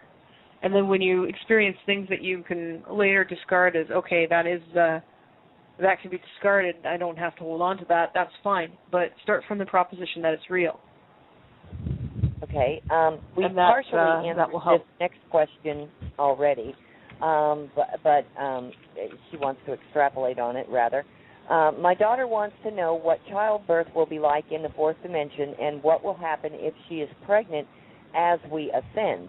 In other words, I think they're wanting to know if she will have to go through the regular childbirth and labor and all that kind of stuff, or if she should be pregnant during Ascension, if there will be another method for her to, like have that baby without all the hiccups and the usual. Now, as somebody who's done this personally, it's a lot more fun in higher dimensions. Not nearly as painful. I haven't done it down here in this lifetime. I have done it in other lives, and I think I actually died once in the process of it down here. Up there, I've done it quite a bit, enough to know that there's no pain, there's no blood. It's not like down here where you are birthed in blood and pain, and some people really like to pound in over and over and over again. Up there, it's a lot more gentle. It's an amazing, no epidural. It's an amazing experience. Some people find it very pleasurable. There is a huge sense of connection between you and your child. A lot of the reason why we don't have fast. Yeah. Well, and then also you can communicate telepathically to your child while you're carrying it. But I mean, for those that don't want to go through the whole effort or the whole experience of carrying a child in the higher dimensions, there are several other methods, including just directly manifesting one with your mate or your lover or husband or wife or whatever you want to call it. And I think Tolik explained for those that are pregnant during the time that the transition happens, they will be born as a fourth-dimensional child versus, being, born as a three-dimensional baby. And then for those that are actually giving birth when the specific transition point hits, that there'll be people from like the Andromeda Council, Galactic Federation of the Planets, etc., to assist the mothers. Mm-hmm. Okay. And another question is about childbirth and everything. Will it strictly, as it is now, be the woman's thing to give birth? I know some males who do this. Yeah, it varies from race to race and species to species. I do know of among between individuals. Yeah, and I do know among the Federation there are a few races and species that the males do carry the young, and even I know of one off the top of my head where the entire race, they're humanoid, or humans actually, come to think about it, and they're both male and female, and they have both the full male and full female body parts, and so any one individual can carry a child. Mm-hmm. Yeah, the only species I ever knew of where the male had anything to do with it was a seahorse. Right. Yep, good fathers. Yep. Okay. Are there people among us who are not sentient beings, but more like bots in a video game? I'm talking about those whose entire consciousness seems composed of programs that cannot be busted, no matter what logic you provide them with. If so or not, then who are these people? Just who are they? Well, if you're either dealing with something like a biological robot or a clone, or you're dealing with somebody who's so heavily mind-controlled that they can't break out of it. Okay. Can you give us a short, sweet self-hypnosis script or meditation, assuming that we know how to shift into alpha, theta, or even deep delta while awake, as I am able to do, that will effectively activate our DNA that is currently shut down? I don't really play around much with hypnosis, self or otherwise. I can't give you a script, sorry. Yeah, I don't get involved in any of that. Sorry. Okay. I think it's more important to research and find the one that works and feels right for you with your own gut. Your DNA will change on its own. I'd be really careful with anything claiming to activate you. Makes sense. Thank you very much. Okay, as if you don't have enough questions, I'm going to ask you one. If you live off-grid in a remote location like I do in Arizona, the high desert, Is there any way to signal a ship to land to get you the hell out of here? I'm not joking. Unfortunately, at this time, I don't think civilian pickups are possible. And right now, I don't recommend it because unless you specifically know the people, you may may find yourself getting into a really bad situation. Yeah, a situation that you can't easily get out of. So, I just hold on a little bit. Don't ever get, if you do get contact with somebody, take the time to establish a trust relationship. Make sure you really trust them and understand them. Don't just get willy-nilly and hop into the first spacecraft that presents itself. That's a bad idea. It's just like you wouldn't get into a stranger's white cube van just because they're offering you candy. It's the same principle. Don't take rides from strangers. Right. I totally agree. Okay. Will a replicator make a sandwich as well as a fender for a bicycle, say? Or will it take different types of replicators? Yeah, replicators, some of them are specific to, say, food or clothing, but most are multi-purpose units. I know that the Federation has a portable unit that is about the size of, if anybody's ever seen them, one of those Eliminator portable battery packs. Same sort of size and weight, although probably a different shape. And those can do camping gear, survival items, food, clothing, medicine. They can give you a portable shelter that you can construct yourself fairly simply that will be fairly weatherproof.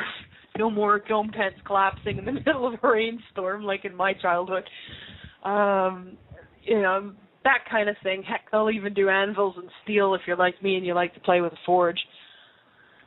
The bigger units, the household units, generally do household things, furniture, clothes, food, cutlery and plates. They'll demanifest them too, so when you're done with your meal, you take the dirty plate back, stick it under, tell it to demanifest, and it does.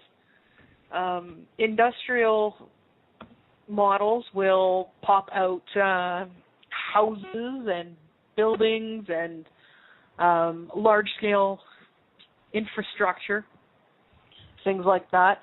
Military models will pump out armor and armaments and things like that. Shipyard models will pump out ships. So different replicator styles do different things. You don't want to have generally you don't have true multi-purpose that does it all, because you don't necessarily want to get your chicken nuggets out of the same thing you're getting your spaceship out of. It might not be. It might not make sense. Yeah. Plus, usually the ones that provide sandwiches are a different one than the ones that provide the ships. There's like a good significant size difference. Yeah. And for instance, if you were living on a Silver Legion or Federation ship, there would be a communal dining area or a gathering place, and there'd be replicators there that you would be able to get food and probably entertainment things like board games. Yes, people still play board games. They're fun. It's fun to do with friends, right? You get your food or your board games or whatever, or your drinks, and sit around with friends and socialize. In your quarters, there would be one that would do mostly food, personal hygiene items, and clothes. In your bathroom, which you wouldn't necessarily be using for defecation and urination, but for showering or cleaning up and getting dressed and whatnot, there'd probably one that did personal hygiene and care products, towels and the like. Because, yes, they do shower still. Some people really like it. Some people really like getting frisky in the shower, too. Yep. There's that giggle. Yep. So it all depends on the place and the purpose. Okay. There's also going to be, if you're on a ship, if you're on a Silver Legion or Fed ship, you never need to make your bed. You just tell it to clean itself, and it'll make itself. If you want to change the sheets, Yay. you just stick that in the design console, and you can go from having gray sheets to red sheets or blue sheets or whatever you want, right? Nice pattern, you can do that. You can change no more standing at the ironing board. Yeah, you can have living plants and ask the ceiling to make the right kind of light so those plants can grow properly. You can set up holographic walls, so if you wanna feel like you're sleeping on a beach in Tahiti, you can. Oh, that would be so cool. Quarters are fully customizable. It's really fun. I mean, you can even make it snow in your quarters if you want to sleep in the middle of a snowstorm. Yeah, and most people in their quarters, they have a sleeping chamber, they have a bathing chamber or bathroom, and then there'll be sort of like a social chamber. And I know certainly on Silver Legion ships, these are fully customizable, and we use something that we call the TARDIS effect, meaning that you can make your quarters and your chambers any size you want without taking size from somebody else or taking space from somebody else. So if you wanted to set up your meeting chamber for a party, you could. It's not a problem. If you want to have one day a sunken hot tub in there surrounded by snowfields, you can. If the next day you want a beach, you can. You can customize like that. It's a lot of fun. There's perks to living in space.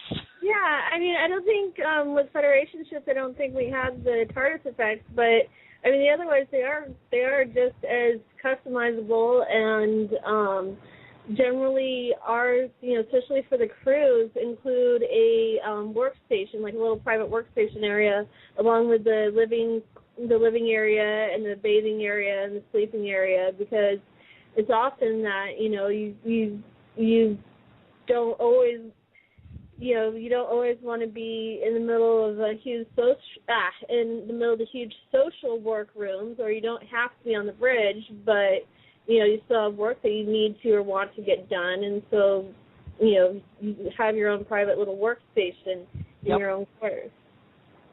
Okay, we have about 15 minutes left. I'm going to try and squeeze in as many of these questions as I can so we don't have, this backlog of questions for the start of next show. As a holistic health practitioner, one of the services that I offer is holistic nutritional counseling. If bodily eliminations will no longer be a reality in 4D, how will this and other physical changes alter my practice? And where can I find the knowledge or ability to be able to change my services accordingly, or will that come just naturally? That'll probably come after.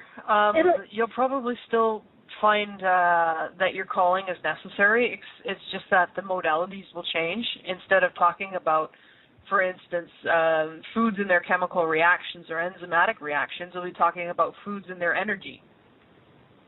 Yeah, and then, if you want to expand your base knowledge, start researching anything that is of interest to you in your, that is considered a holistic, homeopathic, or alternative method of healing. I mean, they use all different kinds of alternative types of healing: energetic, sound, light, smells, like aromatherapies, magnetic, anything that's energy-based, like Reiki or prana healing or, chakra healing. Basically anything you wouldn't find in the Western medical industry, it is used still extensively to this day in 4D and higher. What they call radionics, unified field theory and stuff like that. That's other stuff that'll be useful.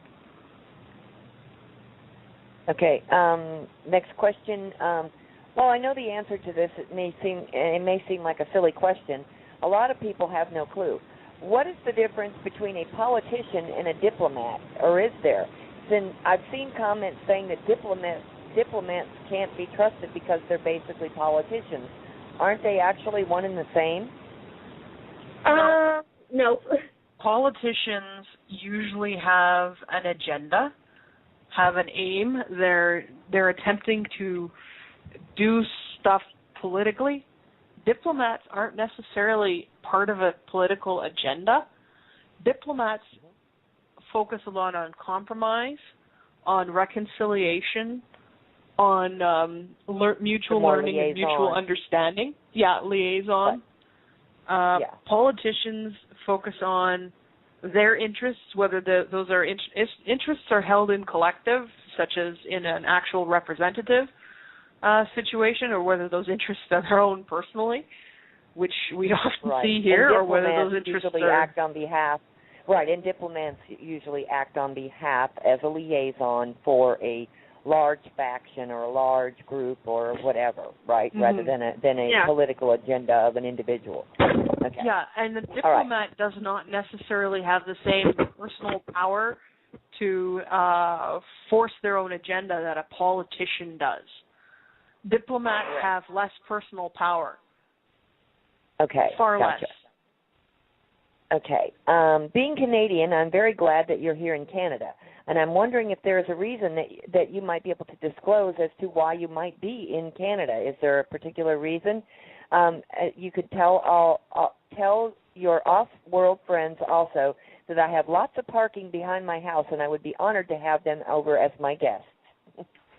Well, I can't arrange any visits at this time. As for why Canada, well, quite simply, I was born here. There were a number of reasons that went into that decision, and yes, I was involved in the decision to be born here. It wasn't just willy-nilly slapped back in. I chose to come here. I chose to incarnate as part of this mission, and I did have a choice as to which family I would be born into. There were a number of families that were suitable. I chose this one, and I'm not regretting the decision in any means. It happens that they are in Canada. And, you know, I got to say, it suits me. I like this country. I seem to be fairly well adapted for the weather. To use a metric Celsius scale, I do best between minus 30 and about plus 15, plus 20. Once it starts getting hotter than that, I start suffering. So I like Canada. Yay, Canada. Give me my cold. I don't much like driving on ice, but I do like the cold. I'm glad you like it. You like the cold. I'll take my my Mediterranean, weather any day over cold. Mediterranean's not so bad. I was recently in a Central American country, and it was 30 degrees Celsius at the least, and I just felt like I was going to die. Right. I like the four seasons. I lived in Colorado that's where I was born, in Colorado, and we actually had a winter, summer, a spring, and a fall. Where like here in Mississippi where I live, it's summer 99% of the year, and then we have a brief winter, and we just go from one to the other. So, yeah. But anyway, okay, I've got time for just a couple more quick questions. This next one's for you, Drake. Where is Snowden, and what is the truth about the latest that's going on in Greece and Turkey? Run that one by again real quick. Where is Snowden, and what is the truth about the latest that is going on in Greece and Turkey?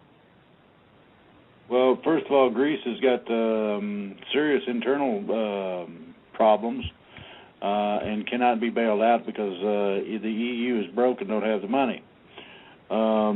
Turkey, we the people in that particular area decided they had enough of the BS, and they are pretty adamant about it.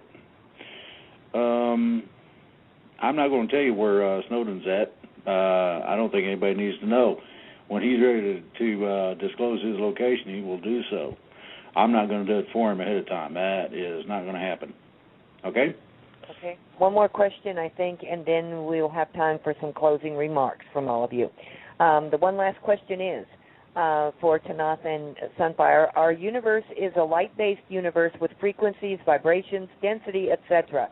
Are there universes that have a different elemental structure to our own, something that we can't even imagine? Or are they all more or less like ours with a solar system and sun and so on? Well, there's universes you can imagine, and there's universes you can't imagine.